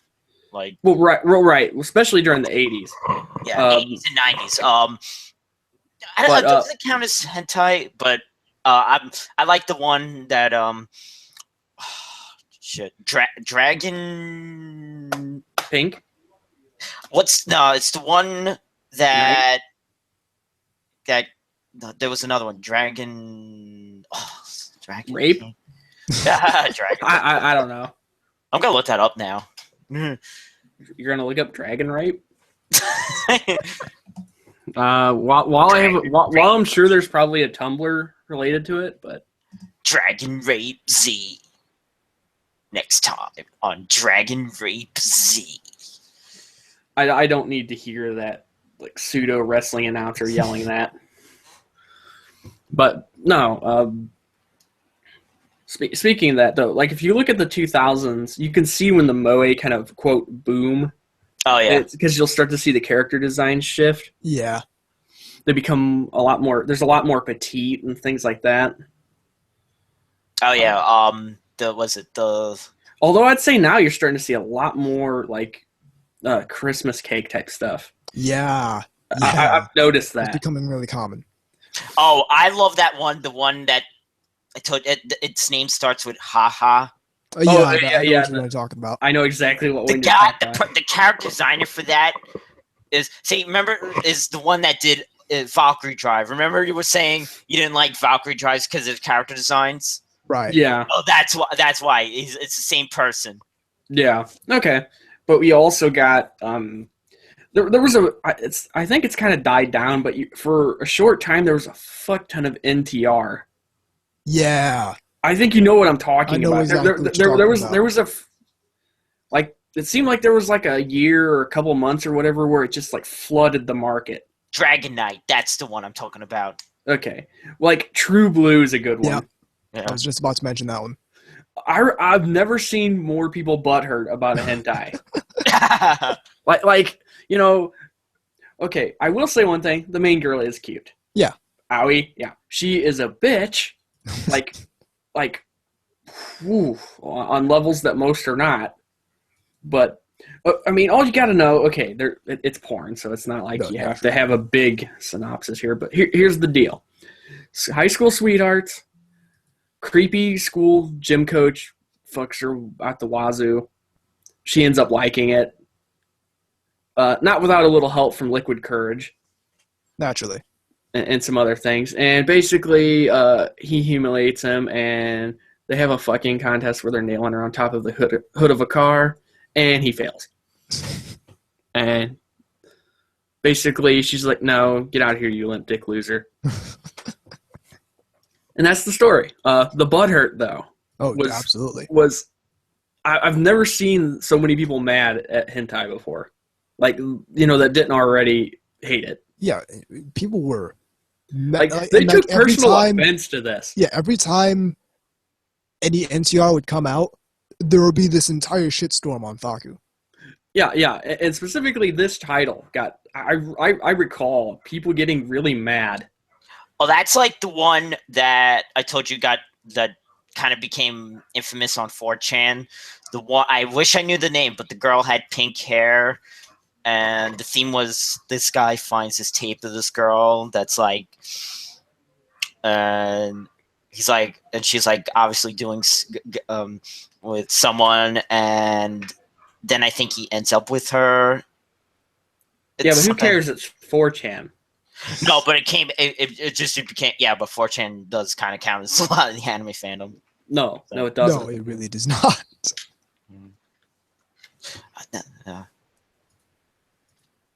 Considering that most of their boards aren't even anime boards, no, they're not. Just like you're not going to get me to believe that pop vinyls are specifically for fake nerds, you're not going to get me to believe that the majority of the anime fandom is represented. Okay, moving on. Moving along.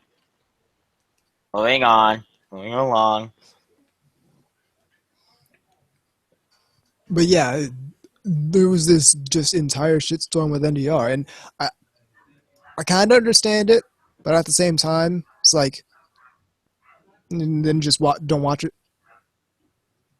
Right. I mean, whatever happened to turn the dial? Not only that, but you guys are downloading this to watch it. Yeah, exactly. Like this is the most you didn't see stuff it to avoid. You didn't see it on TBS. I mean, come on. I mean, you didn't turn it on and 5 is on your side, or fucking hey let's see what's an infamous NTR thing besides True Blue that pisses people off. Real talk, I really haven't watched very much NTR. Okay, well, you don't like it. Okay, well, whatever. Then it doesn't matter. Yeah, coming up on TNT, I mean, or USA. You have to actively find that stuff. It's really, really absurd to me. Yeah, it's possible to stumble upon this stuff by accident. Yeah, it's not even at that tagged point, or whatever. Yeah, but even at that point, just watch something else. Yeah, I mean, it's like when you get surprise scat. Just like, it's not pleasant, but like here I was going to look at Hayatai no Gotoku, and all of a sudden there is poop. Yeah, because that's what people wanted. Your taste is shit. Literally. Yeah, exactly. But no, that's something that isn't terribly prominent. Not really anymore.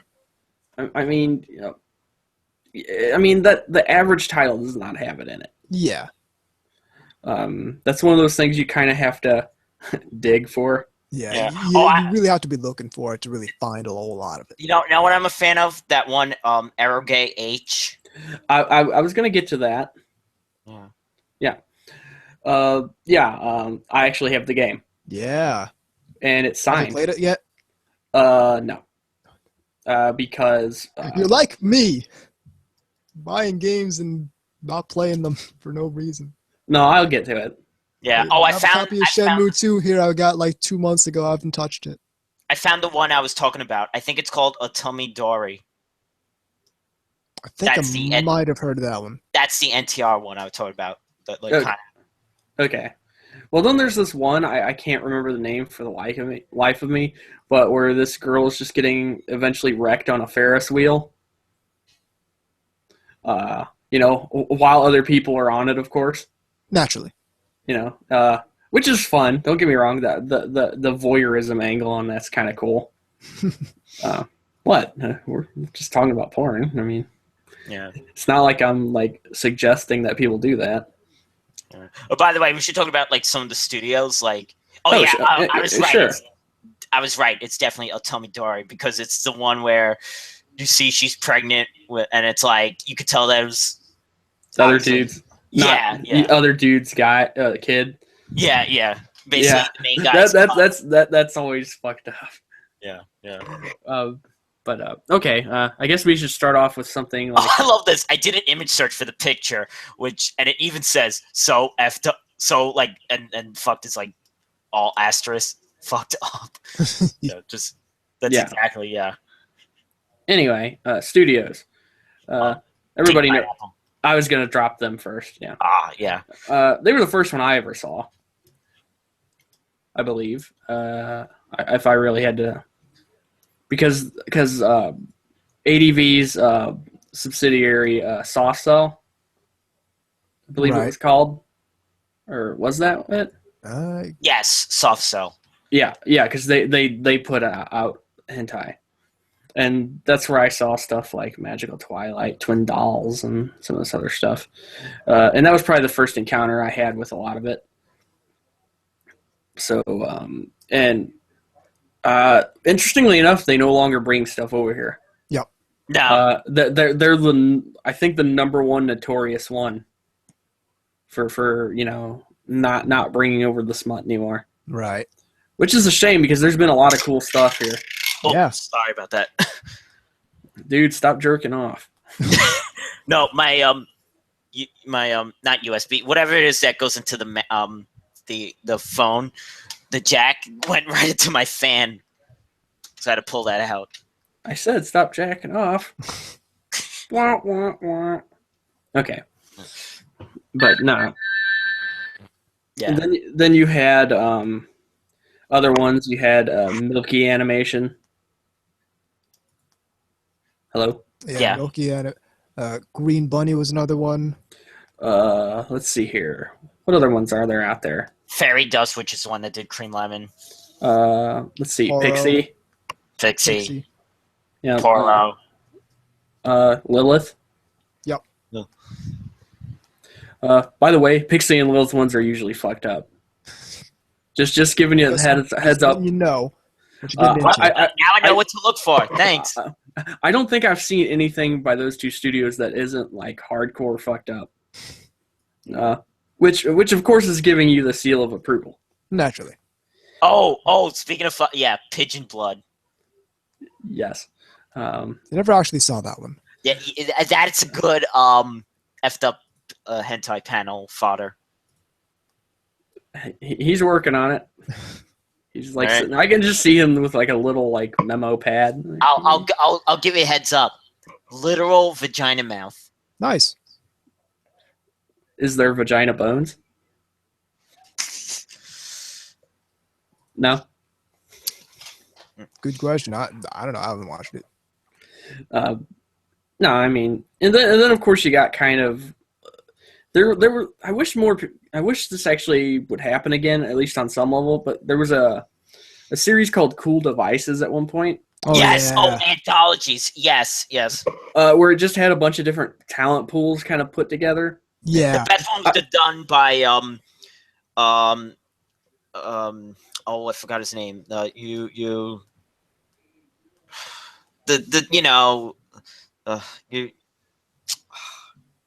Shit. No, I'm completely like blind mind. Who cares?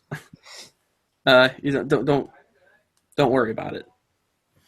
In any case, the point is, Yasumi no Metsu. That's it. Getting groups together in that kind of capacity. Yeah. You don't really see that anymore. No. Which is a shame because there's a lot of potential there. At least I think so. I mean, could you imagine having, I don't know, like say Murakami and Tony Taka doing something together? Yeah, there it is. Yeah, Sumiya Metsu, that's it. The one that's kind of like Kite. Yeah, Mezzo Forte and all that. Yeah. It's kind of like a dry run for those. Yeah. Well, speaking of that, there were some characters from Hellsing that were originally supposed to be in hentai. Did you know that? Not terribly surprised about that. Did you know that? But the main one that I know was actually a guy. Did you know that Project Echo was originally going to be part of Cream Lemon? Yep. And wasn't Dream Hunter Rem something like that too?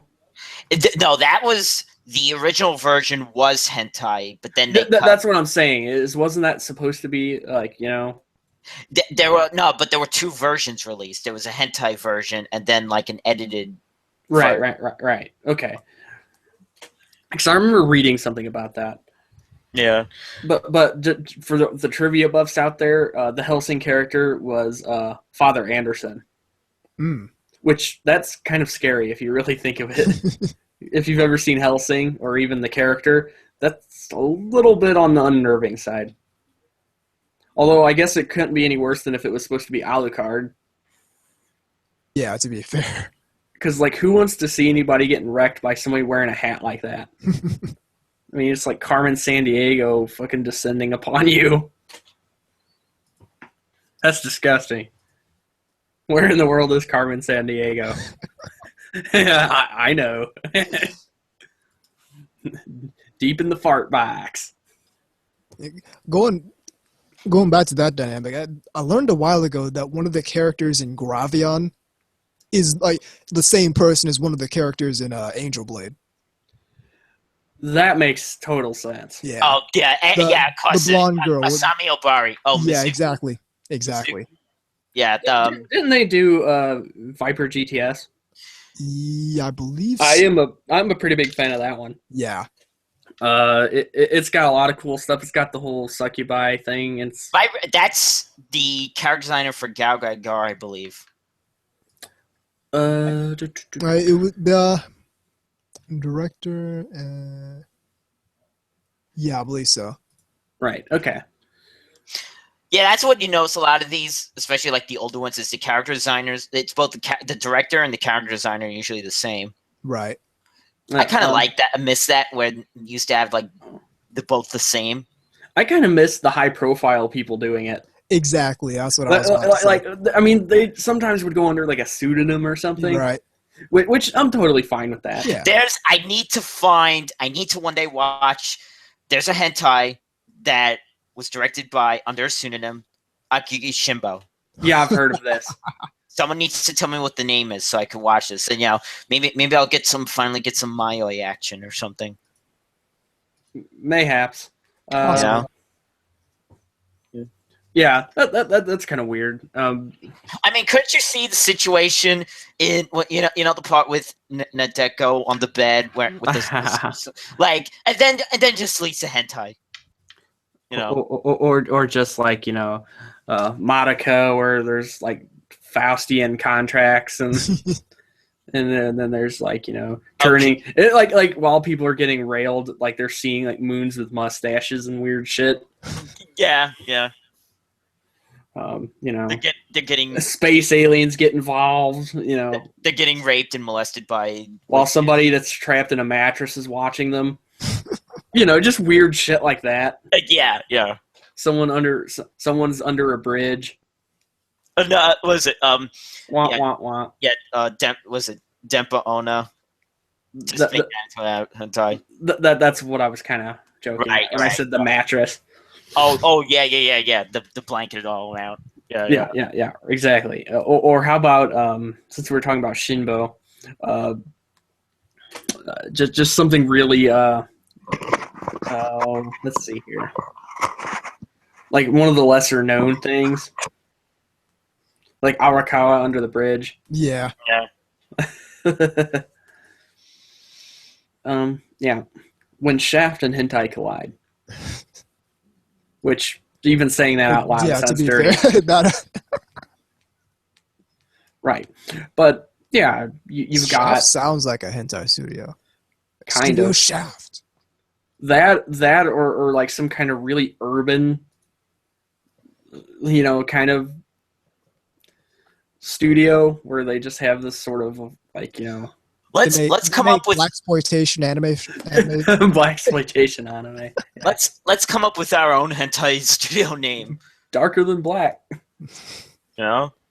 Black Lagoon. No, I'm saying we could Bible come up. Black. No, we could come up Afro with our Samurai. Afro Samurai. Oh no. But I'm saying we could come up. With I'm talking about blaxploitation anime. Okay. Coyote Ragtime. Coyote Ragtime. I'm talking about blaxploitation anime, not bad anime. Bible Black. Bible Black. Oh, yeah. Yes. Whew. Anyway, get back on topic here. So yeah, hentai. I think one of the things I think is pretty interesting is there was a I'd say the quality's kind of been fluctuating around here. Yeah, I actually like it. I've noticed there's been like some real surges at point, but then it just kind of dips down into like this really bad flash animation shit. Yeah. Like, it's really weird because, like, there'll be, like, a month or two where it's just, like, all this great stuff's just kind of wham, wham, wham. And then all of a sudden it's just like... Yeah, and there's always a couple titles that are really nice, but then a lot of the other stuff is kind of mid-level to bad. I mean, I'm not so picky to where I'm going to say, like, hey, there hasn't been a good one in months, or... I mean, there usually is at least one per month that's tasty. Yeah. See, you guys actually watch way more than I do, believe it or not. Especially the new stuff. I would get into the mechanics of why that is, but I don't think people want to know that. Yeah. Oh, I know what I could recommend. It's the long name. It's got what is it? Seku Asana Najimai wa Terra. Well, I'm not gonna say. I just know that the word. The fucking hentai's doing this shit now. Terrorism? It's pissing me off just as much as regular anime. I just know that inserting the giant Fuda cock in the butt and it hurts. I just know that the word Seku means speed, so with an exclamation point. So I remember that. Yeah. Right. Yeah. Another weird thing is the way that tentacles pop back in here and there. Yeah, that's a in and out. Yeah. No pun intended. No, I wasn't even thinking that. Yeah. You got to get in and out. I still think the best application of that is in, I think it was in Legend of the Demon Womb, that set of OVAs. I mean, that was in movie form, but there was the OVAs. Legend of the Demon Womb. It's Urotsuki Doji. Naturally. But where the like demon that they summon up, I can't think of what they called it, but he grabs Megumi, blue-haired girl. Yeah. Yeah. And he's flying in the air, like, and like you get the inside of the butt view. Naturally. Where these things are just like hammering in, and they look like fucking like pistons or something. You know what I mean? Just like some kind of hey, you're in a factory and like these things are being hammered in. It's really interesting because, I mean, while that stuff's pretty common now, I'm sure back then it was probably a little different. I mean, holy crap, this is an X-ray shot from the perspective of inside of the ass. Oh, they used to do like as these things are coming at you. They used to do the shot of the dick going in, but instead of like the actual anatomy, it's like negative watercolor space. Yeah, I know what you're talking about. It kind of looks like the Predator thing. Like when it goes into infrared, Something like that. Yeah. I mean, it's not exactly like that, but it's a similar effect. Yeah. I think the one I've told you about, Battle Can did that. Yeah, and isn't that the one that has like the monster with the dick head? Yes, it is. And no, when I say that, I don't mean an asshole. It's the literal. We're talking a literal penis head. Yes, and but it's the size of a head. So, Yeah. So yeah. But he uses it like, yeah, okay, like a dickhead. Yes. Yeah. These jokes are so bad. And then you find one of the characters is teared in two. Yeah, he wears a shower cap as a rubber. He doesn't want to impregnate the people he's raping. That's almost like a Family Guy joke. That was horrible. Fucking wearing a shower cap. He's just like headbutting people like someone that's slow. You know what I'm talking about? like this you know how some special individuals have ungodly kind of like Samson strength or something. You know what I'm talking about? I know what you're talking about. It's highly offensive, but I know what you're talking about. Well, Community Third says, what I love to see is Japan lift the censorship law, which is what ruins anime hentai for me. The thing about that is, it's one of those laws that's it's like our fault. but it's also one of those nobody wants to be the first one to come up and say, "Hey, that's because it's Japan." Yeah. And Japan kind of has that: if it ain't broke, don't fix it. Yeah. Which I admire to an extent, but to an extent, it keeps a lot of stuff that is. Put it this way: this is why the Yakuza still runs it. To a certain extent, yeah. It keeps a lot of stuff that's good still in place, but it keeps a lot of stuff that's not so good still in place. I'm still laughing about all the dickhead jokes.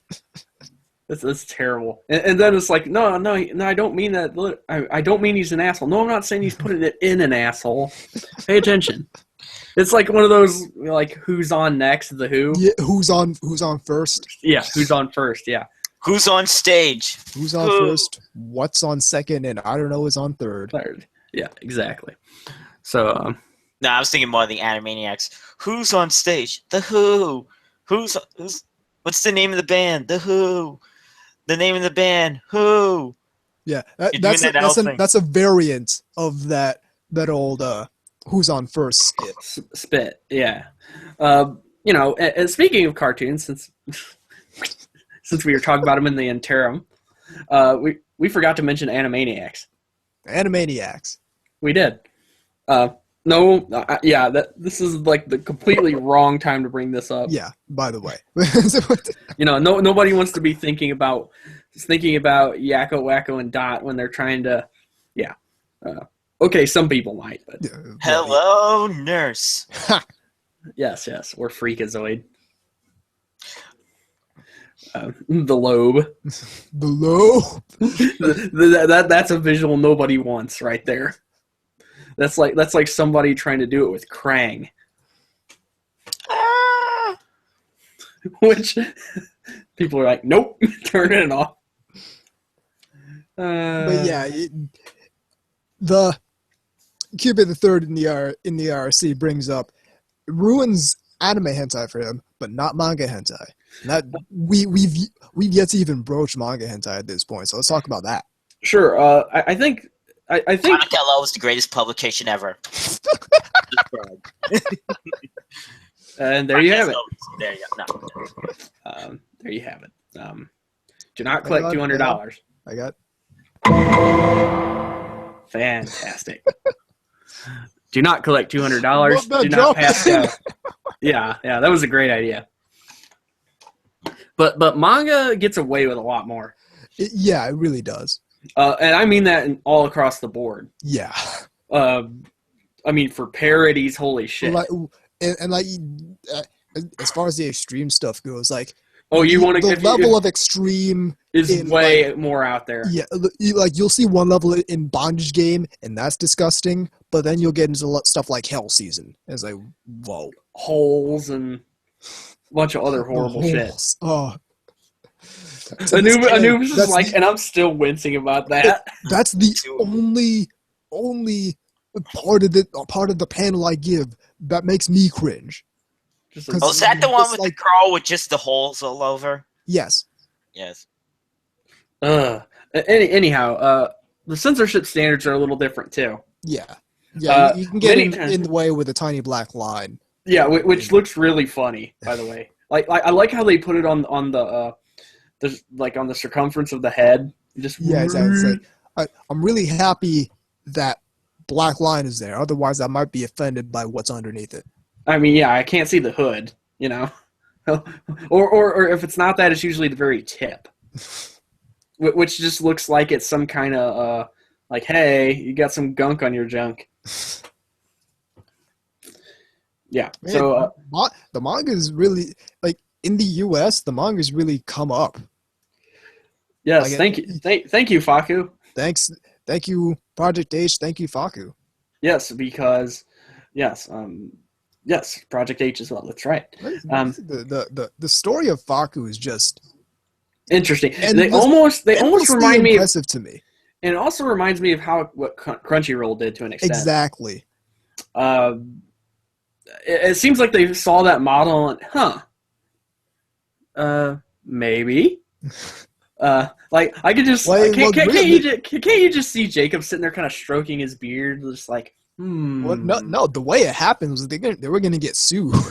Oh yeah, they're on the verge of getting sued, and it's just like, we gotta pull a Hail Mary here. Exactly. Speaking of Faku, when are they doing Hen Reader? Doing the what? artist Hen Reader. Yeah. It depends on whether it was one of the artists they promised. They even have the skateboard design with Hen Reader's Loli. Good question. Well, you see, that makes sense too. At first, I was thinking, well, why skateboards? Of all things, and then it made sense to me because you grind on skateboards. Oh. Want.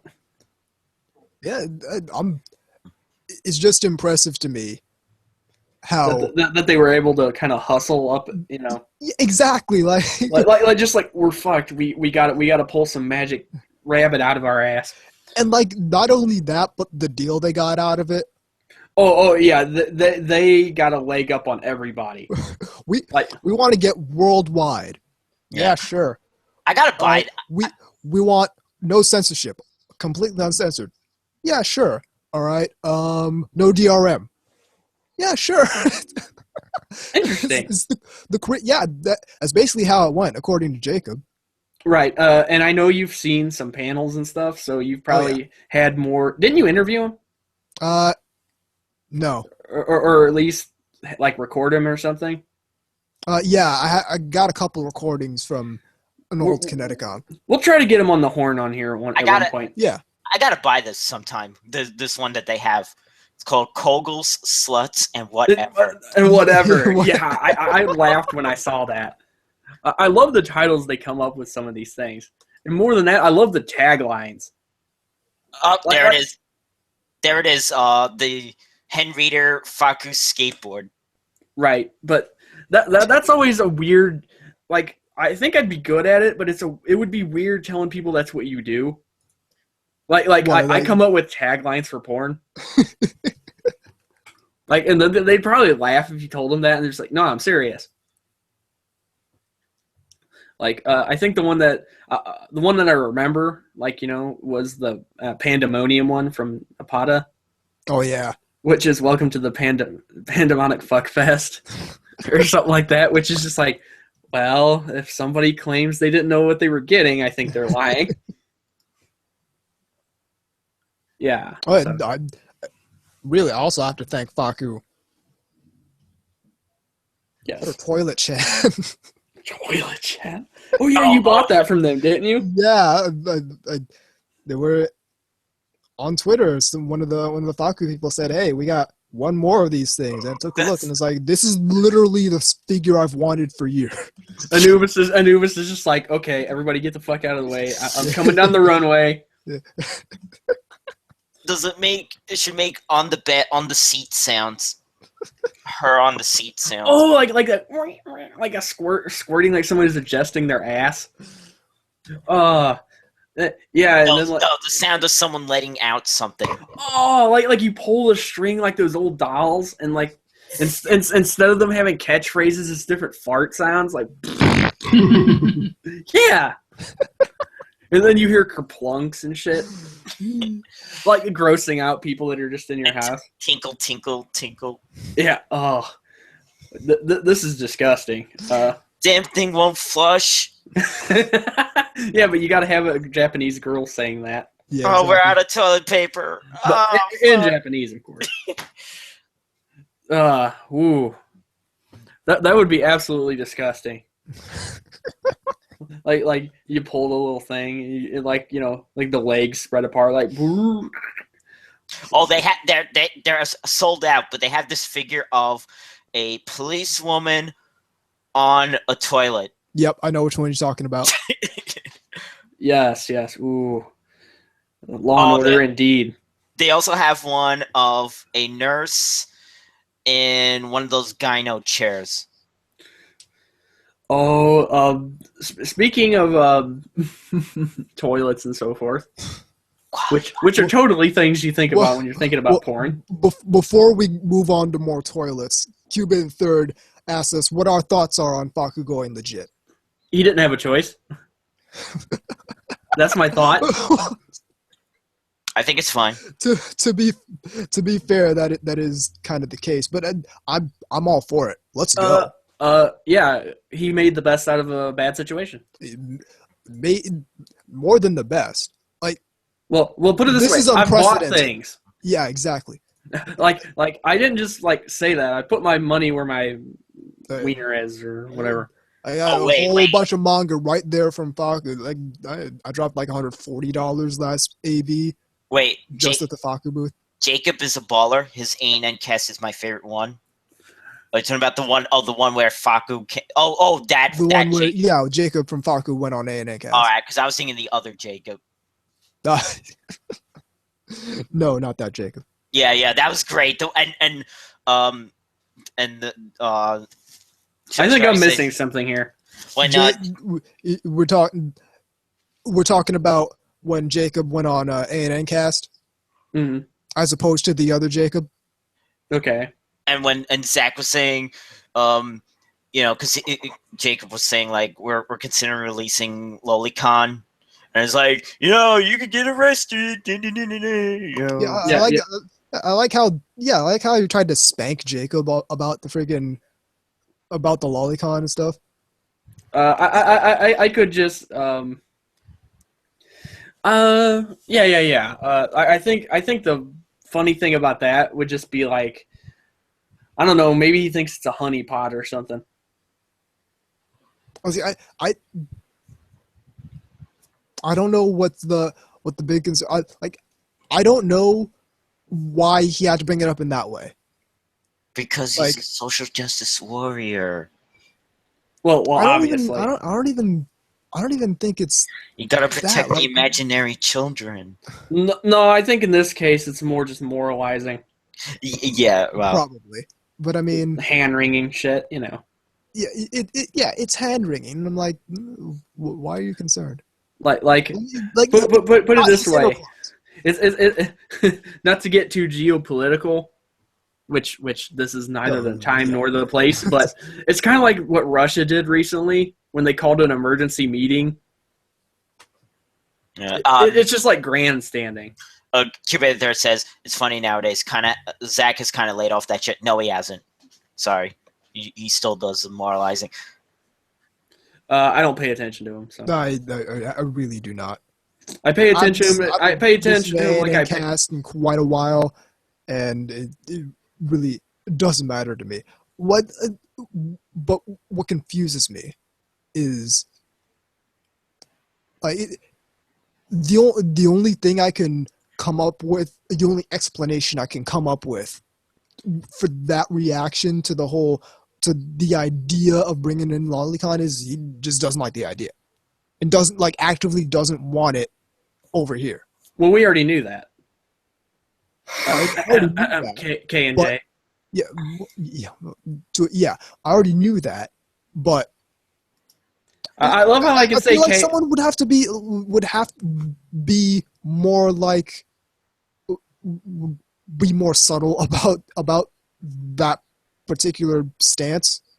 Well, that's interesting that you say that, but I love how I can say K and J and everybody knows what I'm talking about. Yeah, exactly. Like it's peanut butter and jelly, or something like that. It's PB and J. But no, I kind of like that this stuff is just coming over. I even like the fact that they got the magazines. Oh yeah. Oh yeah. That's cool too.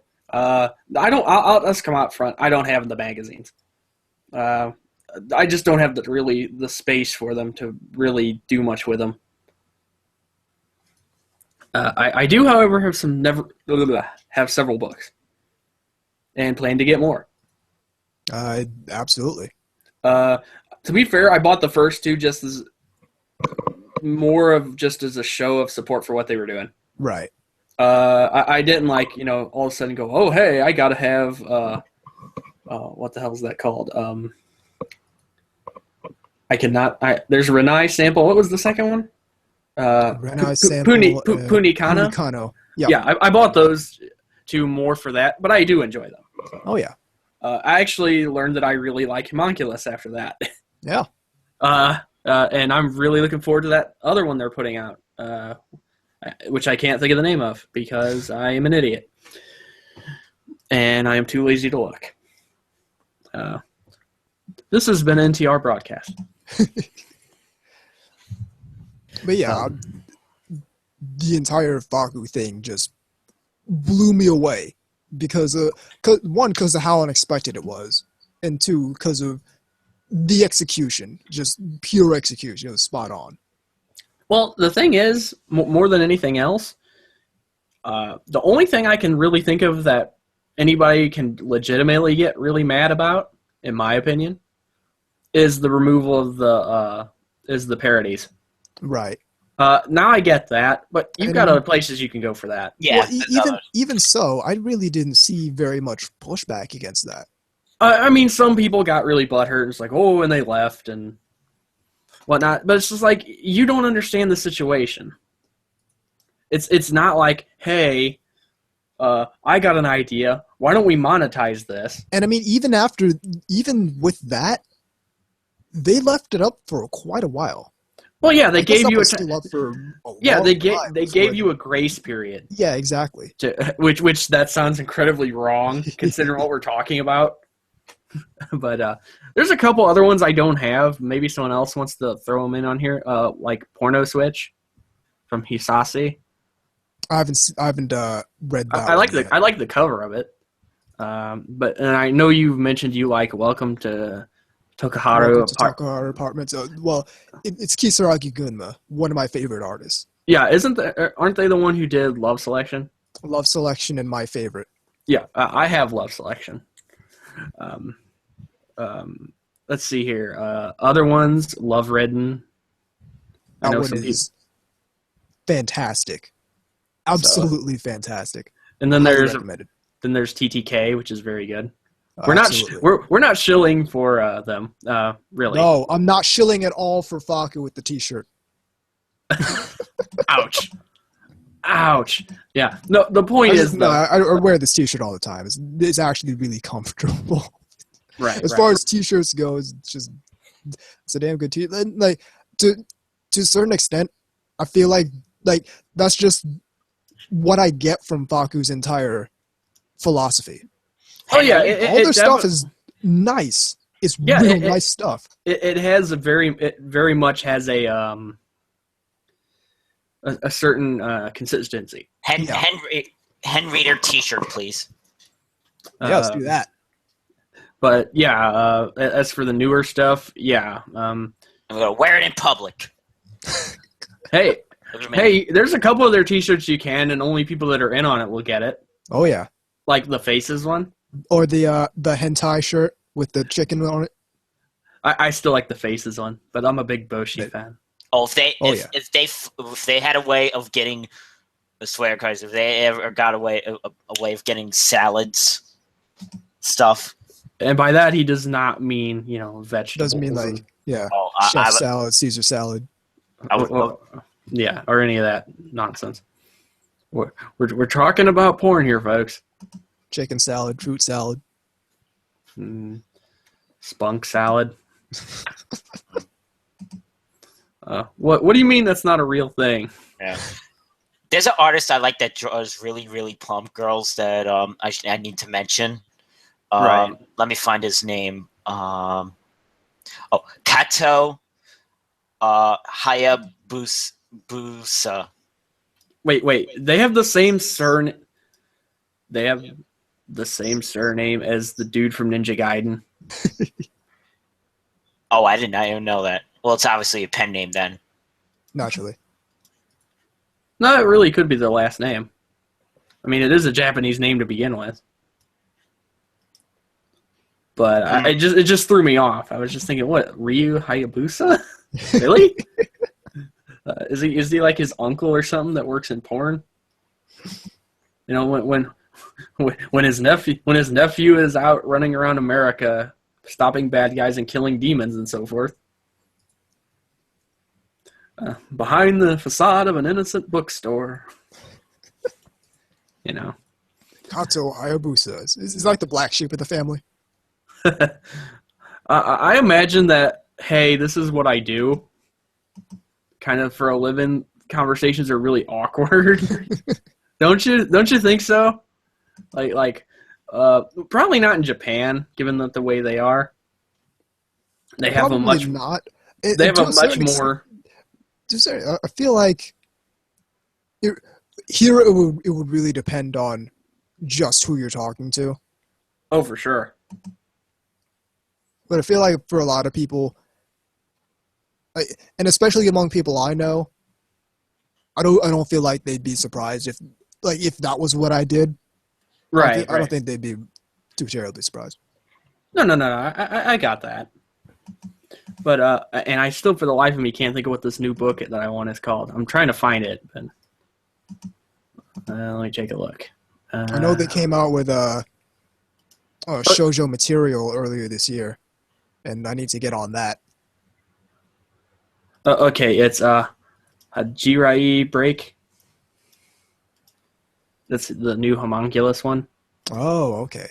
Yeah, that's the one I want. I definitely will be picking that up for sure.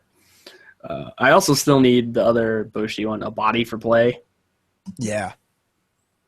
This is just like this just sounds like a fucking commercial for Faku, and it's not supposed to. Okay, then let's talk about Project H then. Just to be impartial. Yeah, and plus we've had them on before. Yeah, plus they've been on the podcast. They're really, really good people. Oh yeah, they've been on Otaku Midnight to talk about the Konoba no Jikan release. Which then in of itself, kudos to them for beating us to the punch. Real talk. To get the Faku people then on. Yeah, we will definitely get the Faku people on at some point. Oh, for sure. And we will come up with lots of questions. Mostly good-natured ones. There might be one weird one in there just for fun, but mostly probably business. But, you can't completely be all business and no pleasure. No, of course not. You gotta kind of get in, is there anything you specifically don't like that you license, in terms of, gross fetishes or something? Good times. We don't license vanilla. Yes, they do. No, it's like Napata. You know how some people find they joke I'm gonna post something lewd and it's like two characters holding hands. Yeah. Yeah, that joke. So yeah, hentai. Interesting world if you're not a part of it yet. Yeah. It's one of those things. What I like is that it's like it's kind of insular. World. Like the intro to Overfiend, where it says, "Oh yeah, humans." Oh, we should totally get that as a drop. Especially the dub kind of stuff. Yeah, it's like the guy's kind of like let me try here. It's like it's kind of like that, foolish humans, You do not understand. There are parallel worlds, unseen worlds that exist parallel to yours, or something like that. It's been a while since I've seen it. It's good stuff. Like in the background, demons are going at it, and in like this weird kind of like nightmarish red background. The best scene out of that is like that thing screaming at the title screen, and the screaming in the title screen kind of like comes up out of its mouth almost. Right. I think you know what I'm talking about. It's just it looks like an old horror movie. Which it pretty much is. I mean, basically. Like, you can take all the porn out of it and it still works. Not that I suggest this. Well, yeah, it's like watching the censored version of Yusuke no Sora. Yeah, who the fuck wants to do that? I still can't believe that guy actually said that.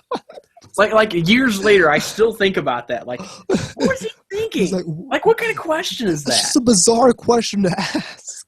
Yes. Do you have the censored version? Yeah. Yes. I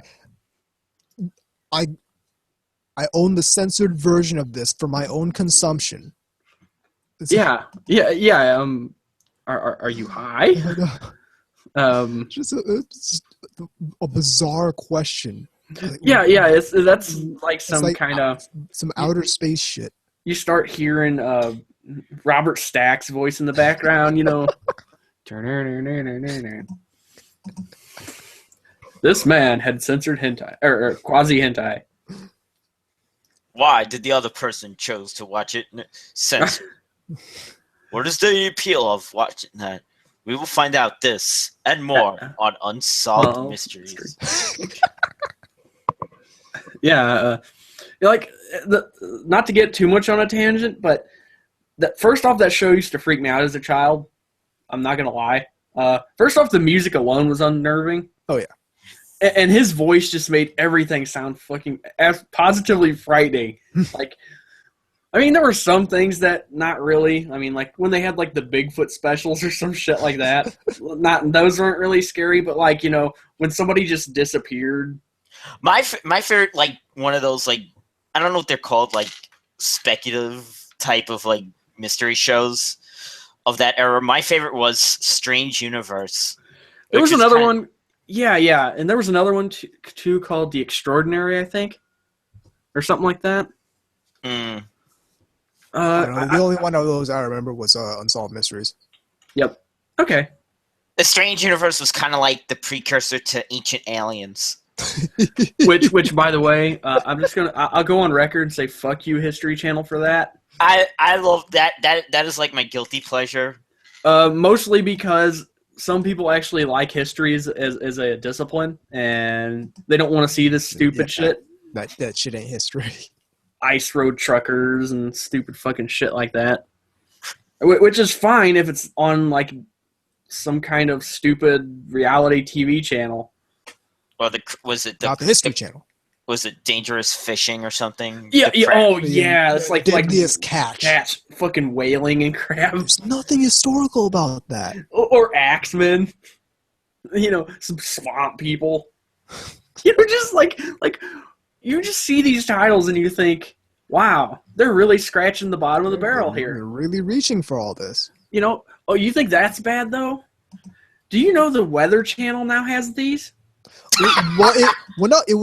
It's like I'm saying, how's the Weather Channel going to compete when everyone has a rectangle in their pocket that they poke a few times and it gives them the weather?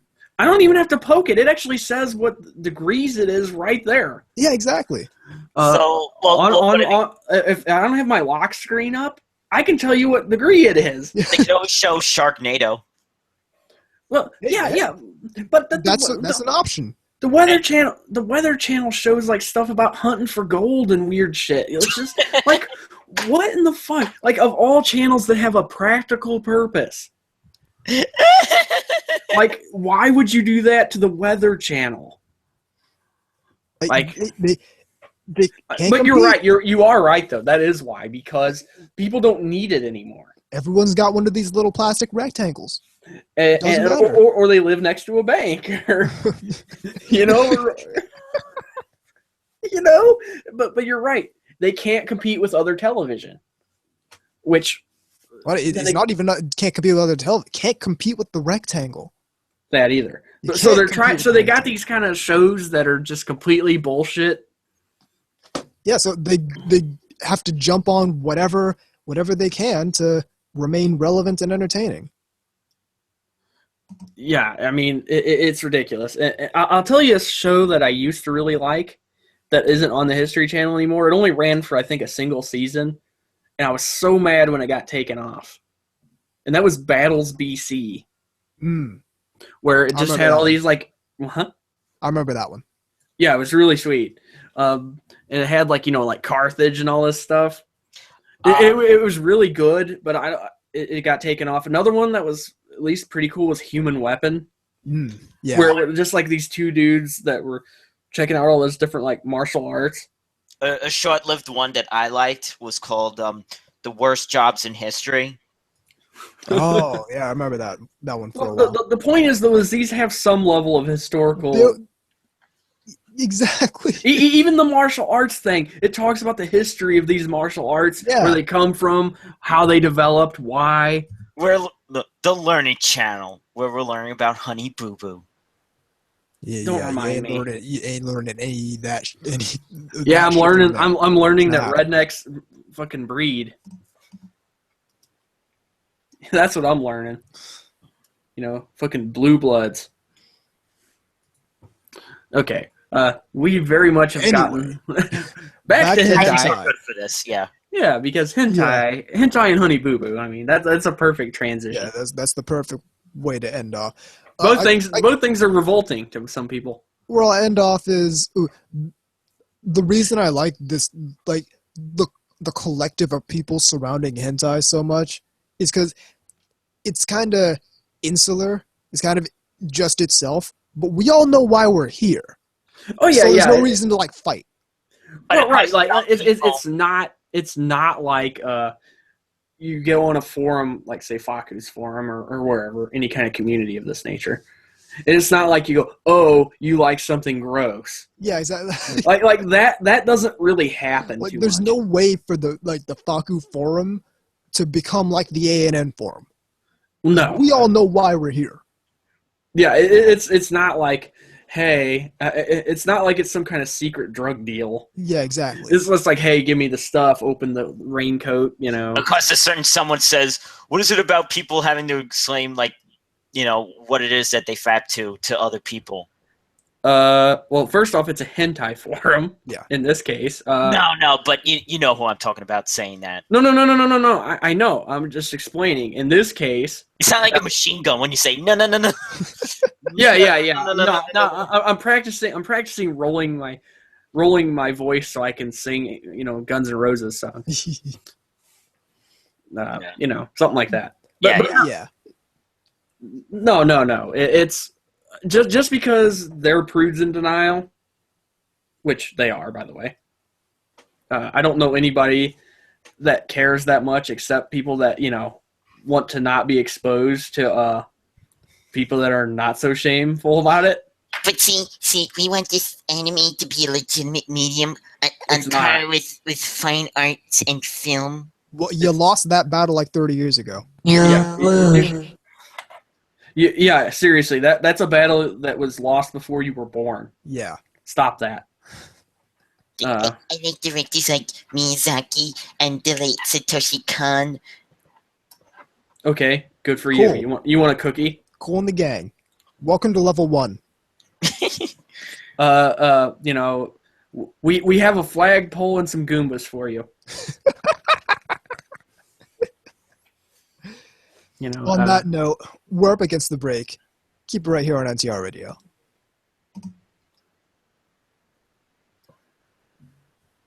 Oh, we are awful, awful people. This isn't news. Did I go too far? No. No. No, I mean when I was making the humor about the slow thing. No, you didn't go too far. Because in personal correspondence, I would be actually much more vulgar than that. That was me on watching myself mode. Otherwise, I sound like Jim Norton. I get triggered by advertisements for by guns. I get triggered by advertisements for BK's chicken fries because they say nice guys finish last. Well, actually, he said nice fries. Yeah, I know, but that's what he got pissed off about. But here's the thing. Do you even eat at Burger King? Okay, if you don't, then shut the fuck up. Okay, just saying that. I know he likes McDonald's. Shut the fuck up. I know he likes McDonald's based on his comics. Yeah, and based upon his size. Yes. Oh God. Seriously.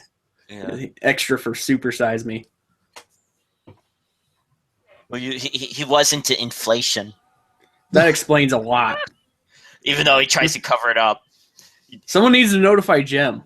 He was yeah. Oh, I know. Mr. Manic. I even said, you should do a thing about. Speaking of which, he uploaded some new stuff. Oh yeah. Have you watched it yet? Yeah. Is it good?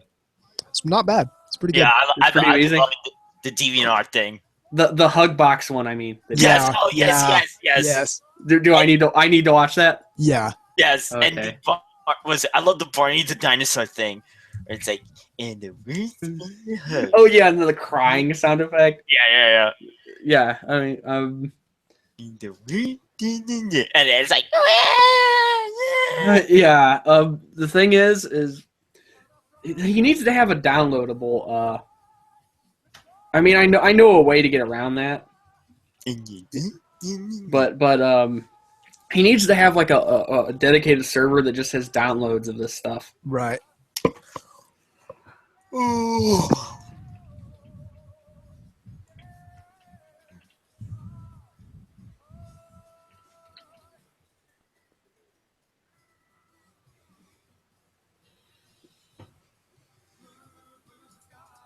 All right. We don't have any mail. So we can talk more about Dexter's Lab and how much Dee Dee sucks. Like, how would you put up with that? It's absolutely obnoxious. Like blowing your shit up, fucking touching stuff. And she has fun with it too. What does this button do? Does this deliberately. Oh yeah, exactly. It's just like, I guess because she's the older sister, I guess maybe. Oh, that she gets away with it. You're just like, because you're just some little shit that nobody even knows is a genius, except for, Speaking of which, I drew something, and I don't know if it was junior high or high school, 8th or 9th grade.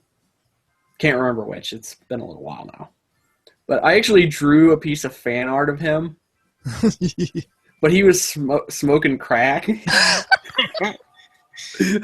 I drew it for somebody's joke. Like he had this fucking crack pipe. It was pretty funny. I'm glad I didn't get caught with that. That would have been hard to explain. Although, not as bad as it was when we had this really one annoying kid in study hall. And me and this other guy drew this picture, this really vulgar picture of him just like mounting some kind of like dog or something. Oh. And then we taped it to his locker. Oh. The funny thing is it was up there all day. Like not only did he not notice it, no one else did. And it was next to the fucking principal's office. Like, it was next to the principal's office that his locker was. It was not very far. I'm surprised that happened. Yes, we were very juvenile. Then again, he was an asshole, too. He was, like, putting people's phone numbers in the bathroom and shit like that. Oh. So, So so he wasn't like no angel or anything. Yeah, exactly. But like the thing was that I can't believe we actually went to this level of trouble and detail. We actually had a thing to make it look like it was like some kind of like film festival advertisement, like where it's got like the banner and shit. Yeah, it was pretty bad.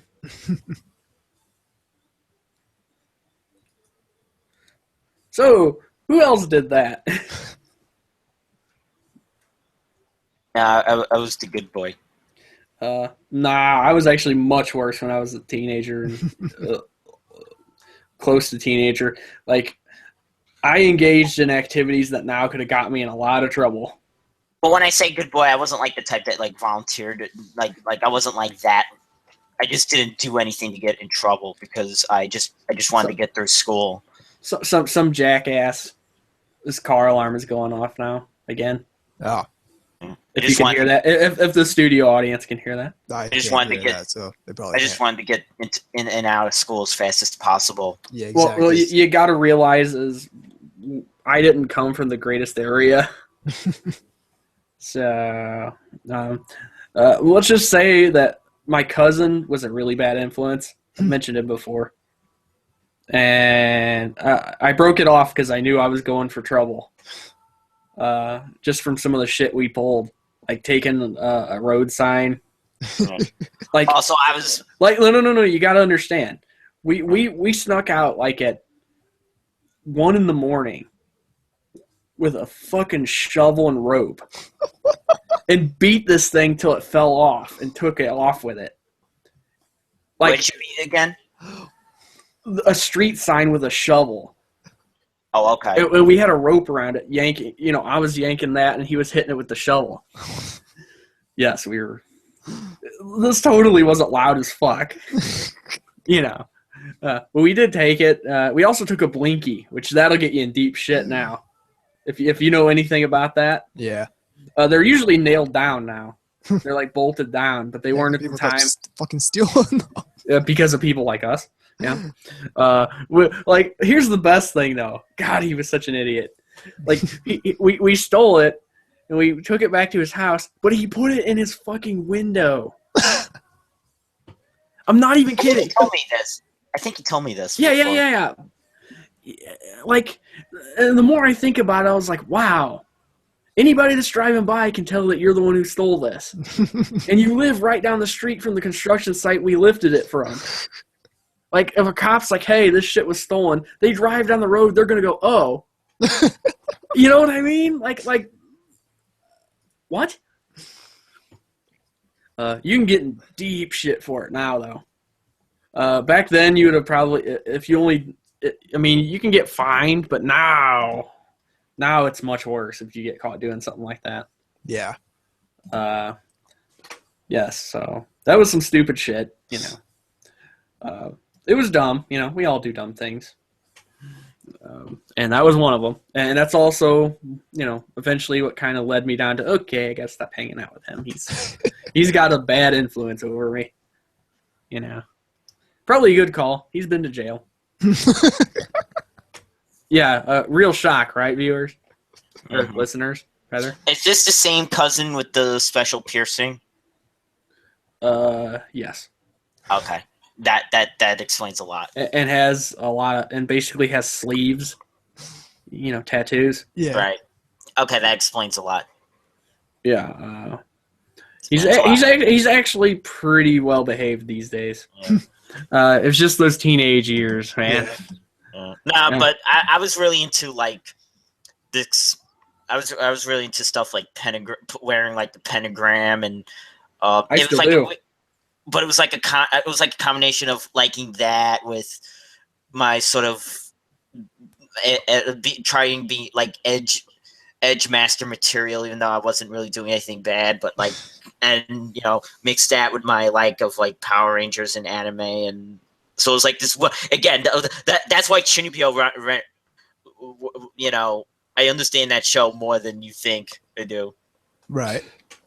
No, I wear pentagrams and stuff all the time, but that has to do. I just like the iconography. It's same thing, yeah. I've always liked demonic imagery. But then they thought I was a warlock. I'd actually be cool if they thought that, because then they'd leave me the fuck alone. Because let's face it, there's nothing more tedious than having to deal with dumb fucks. I mean, if you ever worked retail, you know this.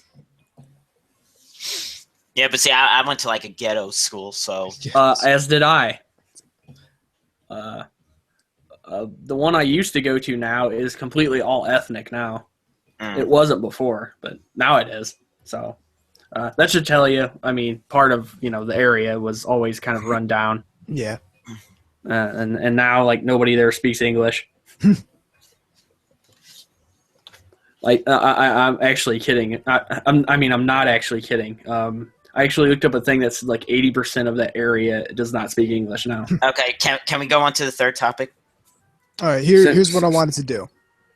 I want to revisit the original Otaku USA article that got me into the Moe debate.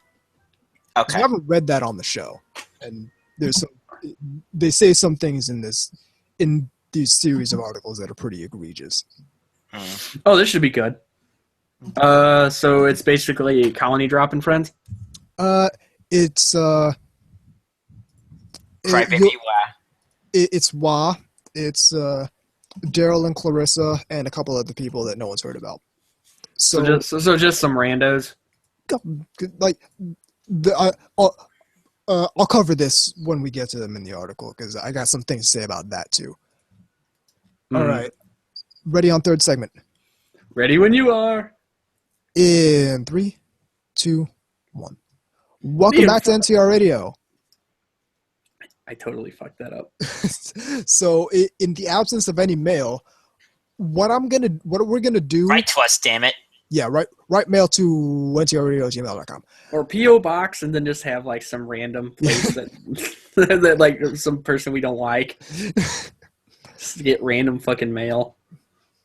Yeah. So what we're gonna do is we're going to revisit the original Otaku USA article that got me at least into the whole Moe debate. So this was originally published in the April 2009 issue of Otaku USA, and they recently republished it around March this year. Wait. So they just ran it again? Yeah, they republished it because the whole thing, or just that? The whole Moe article. No, that's what I'm saying. Not the whole issue, but yeah, not the whole issue, but so basically they're just trying to reinforce it. Well, because that issue has been out of print so long, and because this was sort of like a pivotal feature in that issue, and because like the Moe debate is kind of still ongoing. Okay. They republished it online. Oh, okay. Fair enough. So it's a series of 5 articles, each written by a different author, and we're going to crack into the first one right here. Appreciating Moe by Wild Arms Hero, Mistakes of Youth webcomic. Also known as Greg. Yeah. Except he doesn't appreciate any Moe anymore. Yeah. He sold himself out. He always seemed a little bit like a hipster. All right. Considering the types of anime shows that have come out of Japan in recent years, it was really only a matter of time before Americans took notice of a change in their Japanese cartoons. Sure, studios tried to pull the wool over our eyes with the Ergo Proxies and Black Lagoons out there, but the truth is, anime is all about Moe now, and it successfully penetrated the American market. The tidal wave of cuteness and love has left a lot of casual fans dazed and confused, just wondering, what the hell is this Moe stuff anyway? Moe varies from person to person, but in a very general sense, Moe is the feeling of love, warmth, and comfort that wells up in all otaku when they see a character that hits their soft spots. It's gotten to the point where characters can be split up into different archetypes depending on what kind of soft spot they cater to. I personally like ditzy girls or childhood friends with dark pasts myself. Many U.S. fans not familiar with Moe have a lot of misconceptions about it, and either think it's the cancer killing their hobby or are just plain ignorant. Some people may think it's creepy, others pathetic. While there are examples of moe anime and associated merchandise that certainly are creepy and or pathetic, that's really not what the whole uncut, unedited, and totally adorable story. Like any other subset of entertainment, moe anime has its cash-in titles, but it also has its works of true artistic merit. Fans of the original Gundam movies would probably be offended if you wrote off their genre of choice as just a ploy to sell toys, and it's the same with moe. So what does this feeling of moe offer us when thrown into a particularly well-made show? But for starters, you get some very strong characters. Not necessarily strong personality-wise, though there is an audience for that, but you get some very deep characters that you just can't help but get involved with. Their personal struggles strike your heart, stir your emotions, and drive you to tears. You come out of their shows proud of what they accomplished or how they changed. Conversely, you'll get characters that lift your spirits and make you bust your gut laughing. In short, a good moe show has a lot of care put in the characters. Some may be bursting with personality, but others may take a more subtle approach.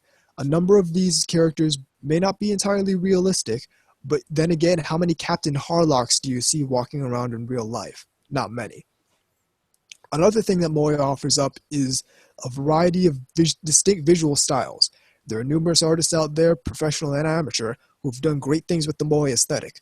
Just take a good look at the works of Noisy Ito, Aoi Nishimada, or Kinjiro Hata. They all have very expressive and original styles that set them apart and bring life to their work. Looking at past character designs, the look and feel of shows themselves vary. Director Akiyuki Shimbo's works all have their own visual quirks, tricks, and eccentricities. Slow down, man. Eccentricities. Moonphase boasts a unique color palette, Panty Pony Dash fits gags into every corner of the screen, and Hidamari's sketch makes creative use of photos and symbols. Let's not even touch Chunbo's Sayonara Zetsubo Sensei. That's a whole different kind of moe. Honestly, I think the main problem with the people making fuss about moe is a lack of proper exposure. There's lots of great stuff out there, but many people just choose to ignore it and label it all crap due to one or two bad apples. What I'm asking you to do is to open your mind a bit and appreciate what these shows are trying to tell you. You may just end up with a figure or two yourself. So that's the first one, and that's the only positive assessment in this entire 5-part series. Oh yeah, for sure. I'm sure. All right, so here comes the next one. Why I Must Destroy Moe by Daryl Surratt, Anime World Order podcast. How did I know that was going to be him? Yeah. Just by the title. Like, can't you just see him like some kind of Dr. Octopus getting like plotting revenge, kind of like sitting there in the Gendo pose, like, how am I going to destroy Moe? I must vanquish the cuteness to the darknet. So here it goes. To understand moe, you have to be an otaku. You've got to be in your late teens to 20s and up, socially and emotionally handicapped, and your romantic experience with the opposite sex is so non-existent that even the 40-year-old version has more experience than you had growing up. The time you were supposed to spend learning how to bond with people was devoted to otaku pursuits instead. Though fully grown, mentally you're a kid, and yet even every few seconds your DNA cries out that you desperately need a hug, a shoulder to cry on, someone to talk to, be with. It's mostly not a sex thing, really. But rationally speaking, you know you'll never get any of these things. After all, just holding a job stretches the limit of your social abilities. The human mind isn't built to accept this solitary existence. Sooner or later, you'll have to make a choice, best summed up by Leonard Shelby. Do I lie to myself to be happy? Lie to yourself just this once and you won't be alone anymore. You'll be surrounded by girls who all love you just the way you are, unconditionally, always smiling and happy unless you don't want them to be, forever beautiful and grateful that you're here for them. They may not be real, but so what? They're better than real girls. You can never be normal anyway. You may as well go all out. Such is the true heart of moe. It's the blue pill that keeps you plugged into the matrix, and nearly all male otaku these days are content to choose this until the day the delusion wears off and they commit suicide. Girls can never truly know the appeal of moe, as guys can never truly know the appeal of yaoi, even when it's explained. Ah, holy shit! My girlfriend's having a fucking aneurysm right now. Isn't this egregious? Like I can see her right now yanking her hair out. But moe is a sham, a heroin substitute to the narcotic they call love. Otaku no Video warned us. They're just silent, cold-skinned dolls. And given the choice between a fake world of comfort and the harshest reality of all, I'd side with Satoshi Kon, director of Paprika and Perfect Blue. So you want to die? Yeah, exactly. I have to live in the real world, and as Jedi must destroy Sith, so too must I suffer not the existence of the moe enthusiast. For moe is truly the dark side of the otaku force. I have seen its power and allure firsthand. That is why I must destroy it.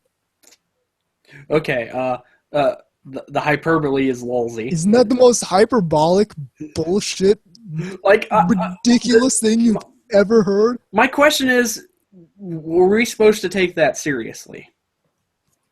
I can only assume so. I mean, like, were we supposed to kind of take it as a nudge, haha?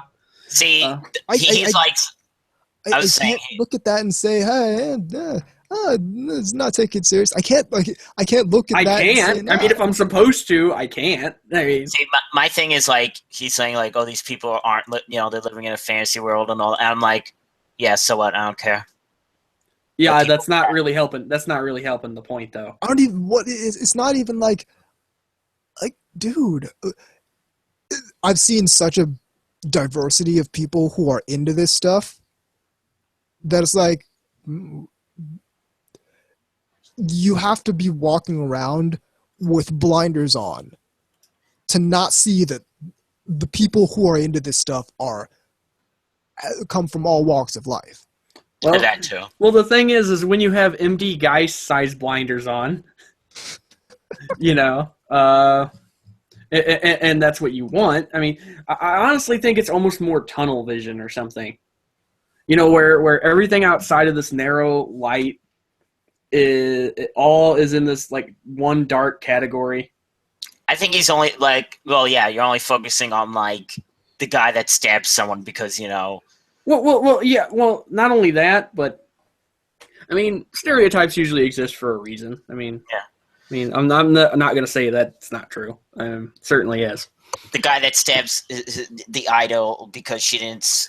There's something wrong with him beyond this, though. Oh, I know. These people have something very wrong with them that has nothing to do with any of this. Yeah, exactly. That has to do with attachment to people they think are their possessions. They're not normal people. Things. What? Women are things. There you have it. That is VZ's argument to this. What? Women are things. I read that and I was like, no. Oh, Daryl. I also like you're just upset like I am that there's no crossbone. I also like girls can never truly know the appeal of moe. Wow. I should go bother a bunch of my friends. They like it. How about all those female cosplayers? I mean, nobody would truly dress up as Sanako or Haruhi, unless they were trying to get attention, right? Oh, wait, that might be kind of a sexist mentality. Oh, imagine that. Oops.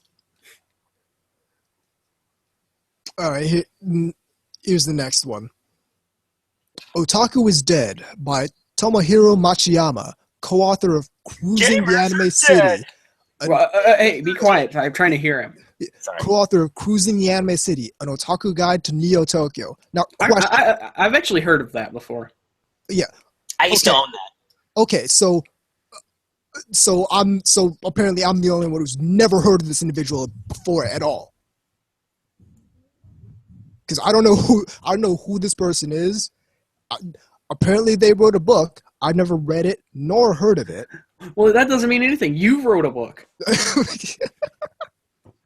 Doesn't mean shit. If nobody's read it, it doesn't fucking matter. So like that's my thing. It's like I've heard of Wild Arms Zero. I've heard of Daryl and Clarissa. I've not heard of this individual at all. I have. I will say I actually have. All right. I've heard of this book. I've never read it because I got shit to do. You know, if I'm going to read a book, I'm going to read something that I'm going to enjoy. Yeah, exactly. I'm not going to read fucking Dianetics. I mean, database animals. Has that person ever wrote anything else? What, Azuma? Yeah. Well, yeah. I think so. How to use big words but not actually say anything.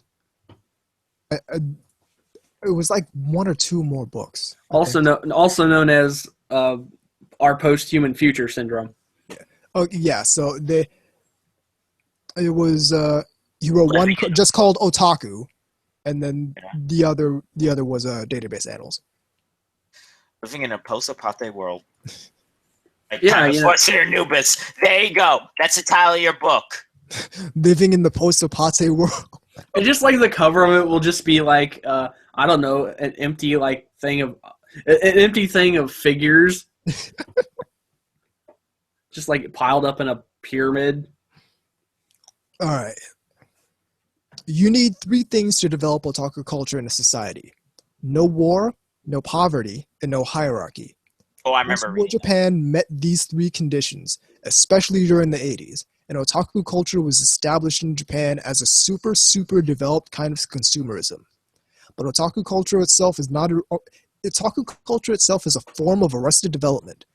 It allows people to still have that feeling of enjoying childish things even if they are adults. In Vladimir Nabokov's novel Lolita, the protagonist lusts after a young girl to recapture the youth he has lost. But for Japanese otaku guys, that feeling is just the product of being mentally immature. They can't deal with grown-up women that are older or even the same age as themselves, so that's why they're attracted to underdeveloped women. Another side of otaku culture is that it functions as an alternative form of culture for people who have dropped out of the world of high culture. Instead of studying subjects like literature, science, and history, otaku instead studies subcultures like anime, manga, kaiju, video games, kids culture. I resemble that remark. So otaku fandom was founded by many amateur academics. It used to be that you could not be an otaku in Japan unless you were an intelligent person. It was actually a very elite world full of specialists. But the moe phenomenon changed everything. All you have to do now is say the word moe and you can be an otaku. Can I interject here? Go ahead. Is he just butthurt that they're not an elite group anymore? It's really sounding that way, K-God. It's really sounding that way. Like oh no, new people have shown up. That are noobs or rubes or whatever. The moe movement popularized and generalized otaku culture for the public. Before, unless you could name the monsters from Ultraman or mastered some equally trivial topic, you could not be an otaku. Guess what? I can do that too. Today, people in Tokyo's district of Akihabara love to call themselves otaku, but actually, they're not so knowledgeable. Of course, otaku culture can make bigger money than ever before, but the original spirit has been generalized. It is just like the current situation for American comics in the US. Everyone goes to see Spider-Man at the movies, but only a few people still read the comic books. Popularization is what kills culture, and otaku culture is dead in Japan. Deader than dead, because moe killed otaku culture. But that situation is kind of predictable. A secret society always requires some kind of secret knowledge or skill to become a member. But dude, it's not secret when it makes the fucking news. Isn't this fucking ridiculous? But when a secret society becomes an open religion, you don't need sacred books or knowledge anymore. You just need a magic word like amen or moe. All you have to do is say it, and you can become a member. So otaku culture is dead already. All I'm hearing is ass hurt, ass hurt, ass hurt. It's this. See, this is what happens when your mentality is, I'm special and unique. well, no, it's I like this subculture, and I want this subculture to grow, but I don't want to do any work for that. Well, no, it actually sounds like I want this subculture to stay where it is and to keep people out. Well, it's like I want this subculture to. I want to see more people like myself, but I don't want to have to coach anyone up for that. So you're saying they. I don't want to have to suffer people at an entry level in my subculture. So everyone needs to be hardcore immediately. Anubis, would you say that they're building a wall?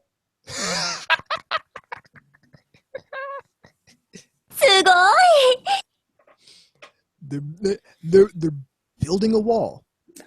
Get them out. They don't, and because the same shit happened in the U.S. fandom, and now that's where we're getting all this convergent stuff where the anime conventions are becoming like general purpose conventions, even though they're still calling themselves anime conventions. Yeah. Granted, I make Otaku them great again. That on a hat. Or just make anime great again. You wouldn't even have to change the acronym. Yeah, exactly. But beyond that, I get it because there's some areas I'm in that have a very elitist mentality of this nature, and in all honesty, in that case, then again, it's a different thing. It usually keeps the normies out, which is actually a good thing. In that case, because they tend to taint everything with stupid shit. So I see where they're coming from, but it really does just scream ass hurt. It's one thing to keep like the mainstream general populace out, because once your mentality becomes we need to attract as many people as possible, that's the other bad extreme where you're actively sacrificing what makes your subculture a subculture in the interest of just bringing more people in. But when you get to it's not a fucking secret society. It's when you get to the opposite extreme of that, and you just want people to be as into it as you are immediately. Like we've got the 3 tiers. That'd be like anime people wanting people to be tier 3 immediately, and not wanting to have to suffer the people who likes. They don't want to have to suffer the Sword Art Online fans or the Attack on Titan fans. They just want everyone to watch the Guyver and only watch the Guyver ever. Show of hands. Who amongst us, listeners and us included, who amongst us, when we got into this, knew fucking everything? And who amongst us hopped right into like the deep thing with directors and shit? Yeah. Exactly. None of us did. Happen. Because it's a process. It doesn't happen that way. Everyone has to start somewhere. I mean, seriously, come on now. And when you, I think I learned more about artists before the directors. Well, yeah. I mean, yeah, exactly. I mean, I didn't even know what half these fucking phrases meant when I first got into it. Exactly. That's something you had to figure out. The point is. And I guess I see this is the main difference is there's a certain drive to learn more for some people. And I think that's what separates people there. Well, it's I don't even think it's that. There's a certain drive to learn more for some people, but it's the responsibility of the people who are deeper into it and want more people who are deeper into it to cultivate that kind of enthusiasm, to cultivate that drive to want to know more. Well, yeah, nobody wants to dig deeper when they're being a prick to them. Yeah, exactly. Which I think is which in many cases I think is by design with a lot of these people. They don't want to suffer the people who they don't want to share. Exactly. So to speak, they don't want to share their interest. They don't want to, they've been into otaku culture for this many years, and they know this, they can recite the generator output of a high GOG. Yeah. Like that. The A to Z of parts for a mobile suit. Yeah, like and they don't want to even interact with people who are coming into it off the Moai thing. I would say more than anything else, I'm sure that does drive people away. I mean, it certainly would me. But here's what happens when that happens. When you have this old guard who I like it when things were like this, and they don't interact with the new fandom. The old guard is eventually going to die out, metaphorically or realistically, and the new people are just going to take over and make it into what they are. And maybe that's a good thing, maybe that's a bad thing, but I'm not gonna respect people complaining that, oh, this fandom's taking a different direction, but they don't want to do anything about it because they don't want to interact with the younger fandom. Right. It really is kind of an annoyance. I mean, obviously, amongst us three in our circle and people we know, this isn't ever going to be a problem. We've already kind of dug our roots in, so to speak. Oh yeah. You know, but for people that are just kind of coming in to it, they're seeing from the outside to an extent, and they have to see all of this stupid shit that just annoy the fuck out of even fans. Other fans don't like this shit. Other fans don't respect this perspective, but there's this core of fans that do have this mentality, and they're somehow running shit to a certain extent. And I think the weirdest thing about all that is the ones that not only seem to think they own it, but the ones that are a dwindling bunch and still hold on to that. Rather than just moving on and accepting they're not into it anymore. They can do nothing but hold on to that. What else do they have? So it's just kind of like, well, that's stupid. If you're not into this stuff anymore, why do you hopelessly hold on to something that's not coming back? That's dumb. Get into something else. Or just watch old stuff that you haven't seen. Yeah. It's not like, hey, it's not like you're gonna wake up tomorrow and Guy King is not gonna be made. It's A-okay to put it to bed. And that's with anything. I've never understood it. And that's and funny that you mentioned Guy King, because that got released by Discotheque. So you can see these things. It's still getting released. Well, yeah. And here's unsurprisingly, Discotheque. Here's the thing: there's a big place for people still promoting older anime. Oh, for sure. There's a huge place for that, but the way to go about it isn't by deriding the new stuff, because that's just gonna piss off people that are there. Exactly. It's going to alienate the people who got into it off of contemporary anime. Let me give a little bit of advice to those that perhaps are of that nature. Not that they're listening to this podcast, but just throw it out there anyway. You're not going to get new people into the stuff you're into by behaving this way. No, you're not. You really are not. You're going to drive people away from this fandom, and you're going to drive people in. All you're going to do is expand the paradigm of anime conventions becoming general purpose geek conventions. Which, if you're into that, okay, but you're going to shrink the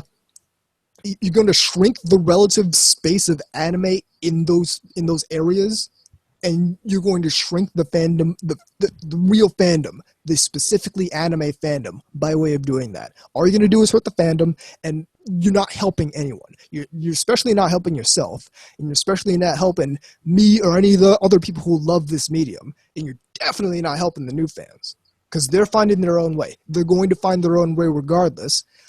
What any of us can do to bring that more towards the way we want to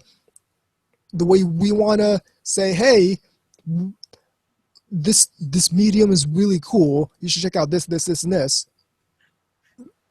You need to engage with people and engage with them on their level. Well, right. Otherwise, it's not going to happen. Whenever I'm trying to sell a show to somebody, I don't. What I do. Well, first off, I don't just try to sell a show to somebody. I don't just, hey, I like this. Here, it's great. Exactly. Check it out. That's not how I approach it. I approach it, what are you into? Exactly. What appeals to you? And then from there, it gives me an idea. You got to kind of be a used car salesman of sorts. As long as it's something that you yourself can enjoy and not lie to yourself like, oh yeah, I love Cowboy Bebop. Let me. Well, no. Well, you're kind of missing the point here. You don't have to like even what you're recommending. Exactly. You just have to be knowledgeable enough about what you're saying. Yeah, exactly. It's just about knowing stuff. I mean, you don't have to like, I don't know, fucking Blade Runner to recommend it to somebody. Listen, I'll recommend Full Metal Alchemist to people. I don't even like it. I know it's a good show. I know it's a real solid show, but I'll recommend it to people. It's not my thing, but it's a quality show. Anyway, continuing.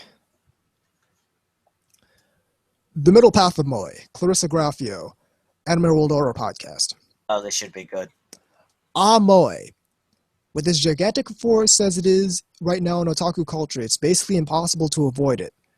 So we all have to deal with it and not only form opinions about it, but usually end up discussing it to death with other people who disagree with us. My opinions on Moe are a bit complex, and I'm still trying to wrap my head around the various individual and cultural things that led to its creation and popularity, but I'll try to condense where I am at right now. Part of the problem with discussing Moe is that everyone seems to have a different idea about exactly what it is. Some people say it's not sexual at all, but on the other hand, there's no shortage of pornographic and nearly pornographic figures, manga, anime, love pillows, games, etc. Some say it covers a wide range of things that make the viewer attached to that character, but sometimes it seems to cover a pretty narrow range of prescribed cute looks, personalities, and behaviors.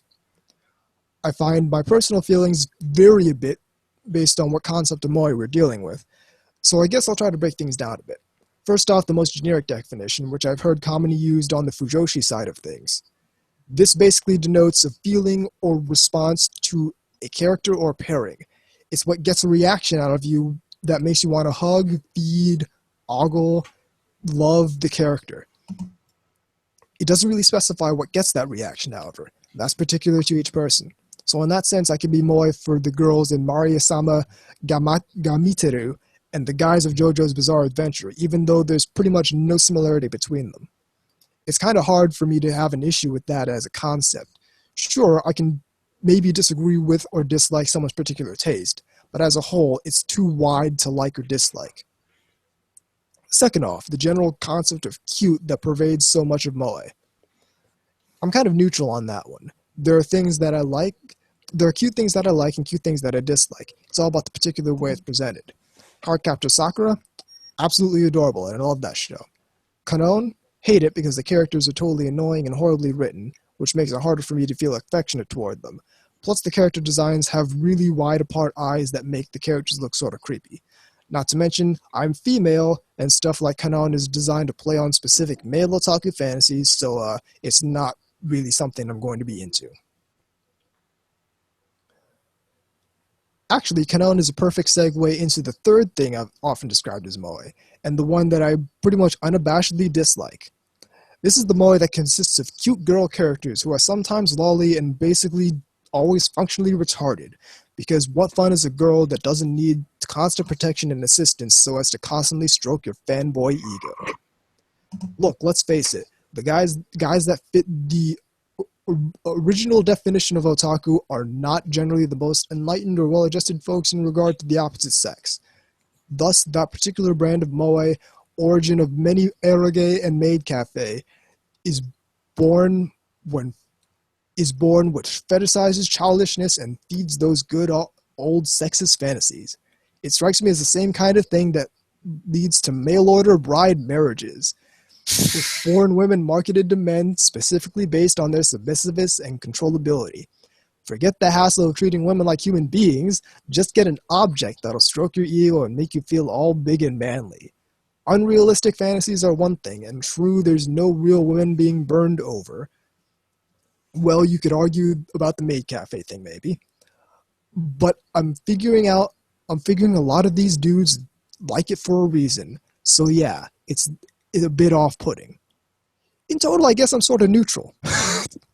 Okay. Interesting. It depends on what you say when you mean moe. I'm not unwilling to give things a chance. If a show is a good show, then I'm fine. I like Lucky Star even though it's really moe because the characters are actually likable and I thought it was funny. Logical Pokon is in many ways a terrible, indefensible moe show, but it somehow manages to be hilarious at the same time, so I was able to watch it and have fun. But yes, I still hate crap like Kanon. I don't care if they turn the main character into a Kyon. And maid cafes are still pretty lame. Okay. Nothing new there.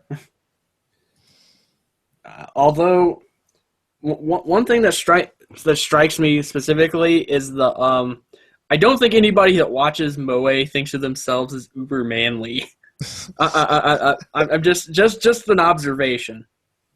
I mean, there's a couple people that are trolls and whatnot that go that route, but I don't think the vast majority of them. First off, if you're uber manly and you have figures, I just don't see where that plays in. Well, yeah. Oh, and don't base it on that melon pan guy, because that guy's a joke, and I can't stand him because he's kind of like the worst. He's such an attention whore. Well, that's kind of what I'm saying. It is. I don't think the average person is particularly interested in appearing to be like some kind of lead follower. Get out of the way. Yeah. Also, I don't get the whole like moe equals like why male or the bride. No, yeah, that was kind of funny. So is that why moe is real popular in Russia? So what? It's like. Oh wait, it's not. It's like I almost have to look at this and ask: is this just an excuse to go on a rant about stuff she doesn't like? Maybe. Here's the thing. Like, I don't. There's this one definition where it's just it's the feeling. Well, but then there's this other definition where it's synonymous with cute. But then there's this other definition, and it's very specifically everything I don't like. Right. But here's something I don't understand. And again, I'm not saying this is Clarissa per se, because in fact, I'm just thinking in general. Right. But how many people have said things like this but defend crazy shit that places in the Middle East do? like, oh, that's Islamophobic. That you're pointing out that they're incredibly volatile toward homosexuals or whatnot. Like, how many people have a view like that and defend that? You know what I'm talking about? For a lot of people, their beliefs on like cultural relativism and stuff like that stops at Japan. Like could it be like that joke? All this is another culture. You can't really criticize it. Unless it's Japan. But when we get to Japan, it's like, holy shit! It's Schrodinger's white people. We need to start a discussion about this right now. That's the thing. Concerned white people about their population. That kills me. It's like wait a minute. You seem very concerned about them, but not like say Norway. You know, like that have the same problem with the population deal. I don't. Speaking of which, Japan has more people than Norway, but a lot. But that's that. We never have a real discussion about like. People move the goalposts when you do.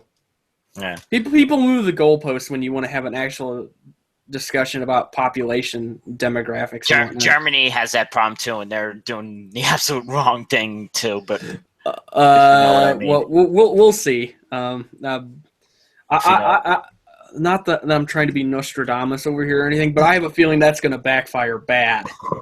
It has before. In any case, here's the last article. Moi figures don't talk back by exactly. By Yoshiki Takahashi, co-author of the Japanese book Hating the Otaku Way. Now, has anybody heard of this individual? No. All right, because when I was looking at this earlier, I looked up this book, and one of the top Google searches was this ANN article. This is hilarious. About said book? About the publishing of said book. This is 2006. And this is going to tell you where this guy's head comes from. Well, here's what doesn't make sense to me here. If this is a niche like people claim it is, ignore the birth population argument and all that crap for a minute. It's a niche, but it's mainstream. Yeah, exactly. If this is a niche, then why do you hate it so much? That doesn't make any sense to me. It's just like, well, I hate members of the Illuminati and Scientology. Here's why they hate it so much. It makes a lot of money. And they're not in the chain? And the stuff they like isn't making a lot of money. Because they think that it's pushing aside the things that they want, even though... Exactly. Well, that's some people. Other people have a problem with it on quote-unquote moral grounds. That too. Which that's just fucking hand-wringing. All right, so here's this book. Anime News Network, published in January 26th, 2006. With a name derived from the infamous Kenkan Ryu, Ota Books has published Ken Otaku Ryu, Hating the Otaku Wave. Unlike Kenkan Ryu, Ken Otaku Ryu is not a manga. The 224-page book vilifies otaku and is a counterpiece to the recent positive press that otaku culture has received from Japanese and international media. Amongst other things, the book focuses on and attacks moe and lolicon interests and states that otaku discriminate against women. So this is where this guy's head is at just before reading this article. I also like that it came out to criticize the press that was praising otaku, the same press that was vilifying otaku in the 90s. So basically, it's an op-ed piece. It's reactionary. That too. In the real definition of this word, which not reactive, which people mistake reactionary for, but it's reactionary in that it wants to move back to a different paradigm, a previous paradigm. For some reason, I'm getting vibes of let's go back to the 50s, exactly. Or like when things were right, or let's go back to Reagan. When things goes right back to member berries. Stop! Please stop. Let's go back to the 90s when we all hated otaku. Yeah, because that word was on everybody's lips in the 90s. Not Bill Clinton's sexual activities and. Well, no, I'm talking about back in Japan, early 90s, right after the Miyazaki murders happened. Okay. Everyone hated otaku, but now because that was entirely manufactured by the media, they realized, hey, you're just normal ass people, and they started saying, hey, they're not bad people, and they actually do a whole lot for this economy. So remember when people hated otaku? Let's wrap it up. Yeah, let's get to this article. It is possible for people to fall in love or even just lust over imaginary characters. There's Disney porn, Jessica Rabbit porn, Flintstones porn, and even Jetsons porn. I'm not talking about here in Japan. Everything I've just mentioned first originated in the USA. Basically, the Japanese moe phenomenon is not what it seems, nor what the moe-loving otaku claim it to be. They say that moe is a pure love, similar to the Greek concept of agape. At least they say it is a platonic love, since it is impossible to have physical contact with animated characters, which is supposed to make it spiritual and pure. In reality, moe is strongly connected to sex. And just so everyone knows, sex in that sentence is capitalized for emphasis. Yeah, because it's terrible. I mean, witchcraft! Because when we read that, we're supposed to equate it with bad. Yeah, of course. And is there an exclamation mark? No. I was hoping there'd be a couple. Exclamation point with an apostrophe. If not, why are moe characters And a always couple of showing stars. legs, chests, and even their pantyhose? And even their pantyhose! They showed an ankle. Quick, Sex is bad. Stop talking about it. quick, hide. Get Ezekiel and the goat and let's hide them. We gotta put them in. We gotta put them in hijabs. Things... when walking down the streets of Akihabara, all I can see are sexually suggestive characters with cute childlike faces. Things have been changed. Back in the 70s and early 80s, there were already sexy animated characters in Japan, such as Yukimori from Yamato, and Lum from Urusei Yatsura. They too were sexually suggestive, I admit, but people didn't cry moe at them. The difference between first-generation otaku and moe otaku is that old otaku didn't claim their love for animated characters was superior to real love and sex. Moe people do. And again, superior is capitalized for emphasis. Remember? Stop Moe people don't want to admit it, but deep in their mind, they long to be dominant and masculine, just like Neo in the world of the Matrix. What the fuck? Why does this keep coming back to fucking The Matrix? I don't even like that fucking movie. Because of the red pill. First off, I think Keanu Reeves can't act. Well, the whole thing is it's the dichotomy between living in a fantasy world and living in the real world. And that's what these people want to hammer in, that these people are living in a fantasy world, and that's bad. This from people that spend most of their time writing books and articles about stuff other people are enjoying in their spare time. Yeah. Moe people don't want to admit it, but what they don't want is to have a real relationship with an independent woman. A real woman doesn't obey. Sometimes she backtalks. That kind of attitude is not acceptable in the world of moe. There are things of an imaginary world, and a king doesn't. They are kings of an imaginary world, and a king doesn't want to be heard at all. Moe figures don't talk back. Okay. You need some wheat with that straw.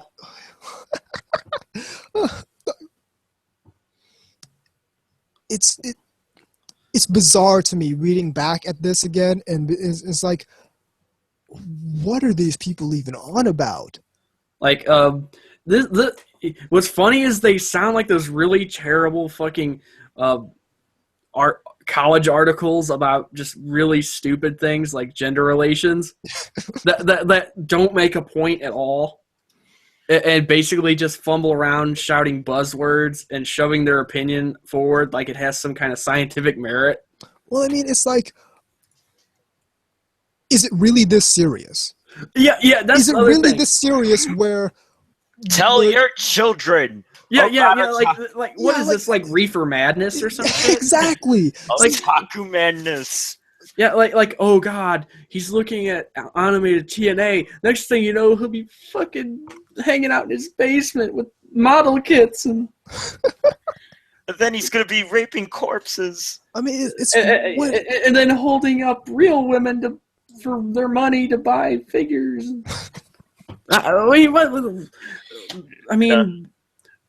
don't understand. Okay, there are some fucking whack jobs, but that's with anything. It is microcosm of humanity. There's gonna be assholes and crazy people. That's just how it is. I mean, it in any group, and any demographic you can possibly come up with, there will be these kind of people. I don't understand why they get picked on more than any other one. Then again, most of these people are probably the same jack-offs who write these fucking smear campaign against gamer shit. Gamers are dead. Otakus are dead. Get why it's that serious? Why Dara Surratt has to come on up on the magazine and shit and talk about. Ask him. Well, see, isn't that the beauty of this though? The magazine is called Otaku USA. Does nobody not understand why that's funny?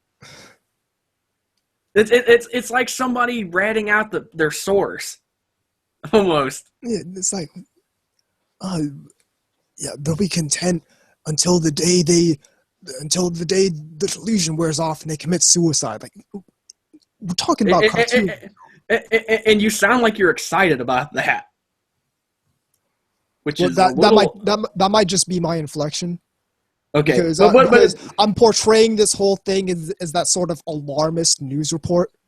Oh yeah, it's like all right, yeah, exactly. Oh, jeez, yeah. We now have a shiny metallic silver disc that's in the possession of the army. Yeah, it's like.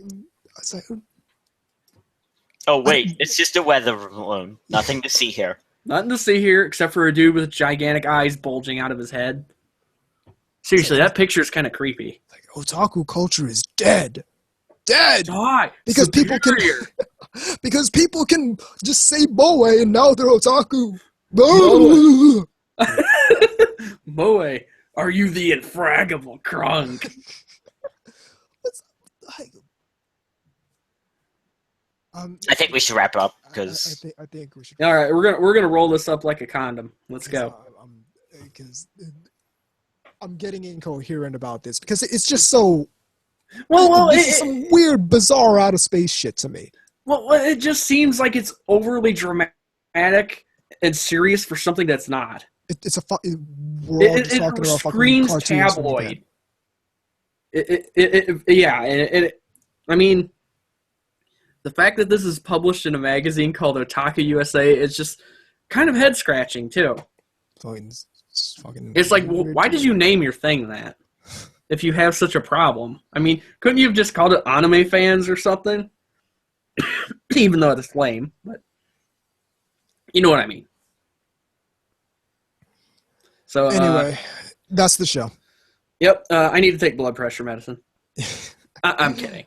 The email address is ntrradio@gmail.com. The website is sheslostcontrol.net/podcast. There's a new Otaku Midnight coming this Tuesday. Check that out. Check out VZ stuff at vzmk2mekagatai.wordpress.com. Check out iyashike.moe. Shin Akiba will be launching soon, so keep on the lookout for that. Where you too can buy your toilet. Where you too can buy Toilet Chan. Not really. You wish.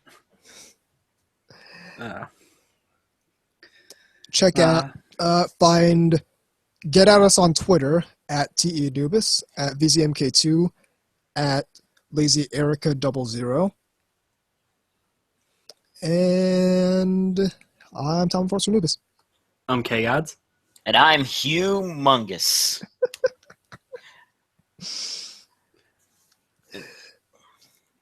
Does anyone have... And even though the infragable Kronk loves the flag man, this is NTR Radio.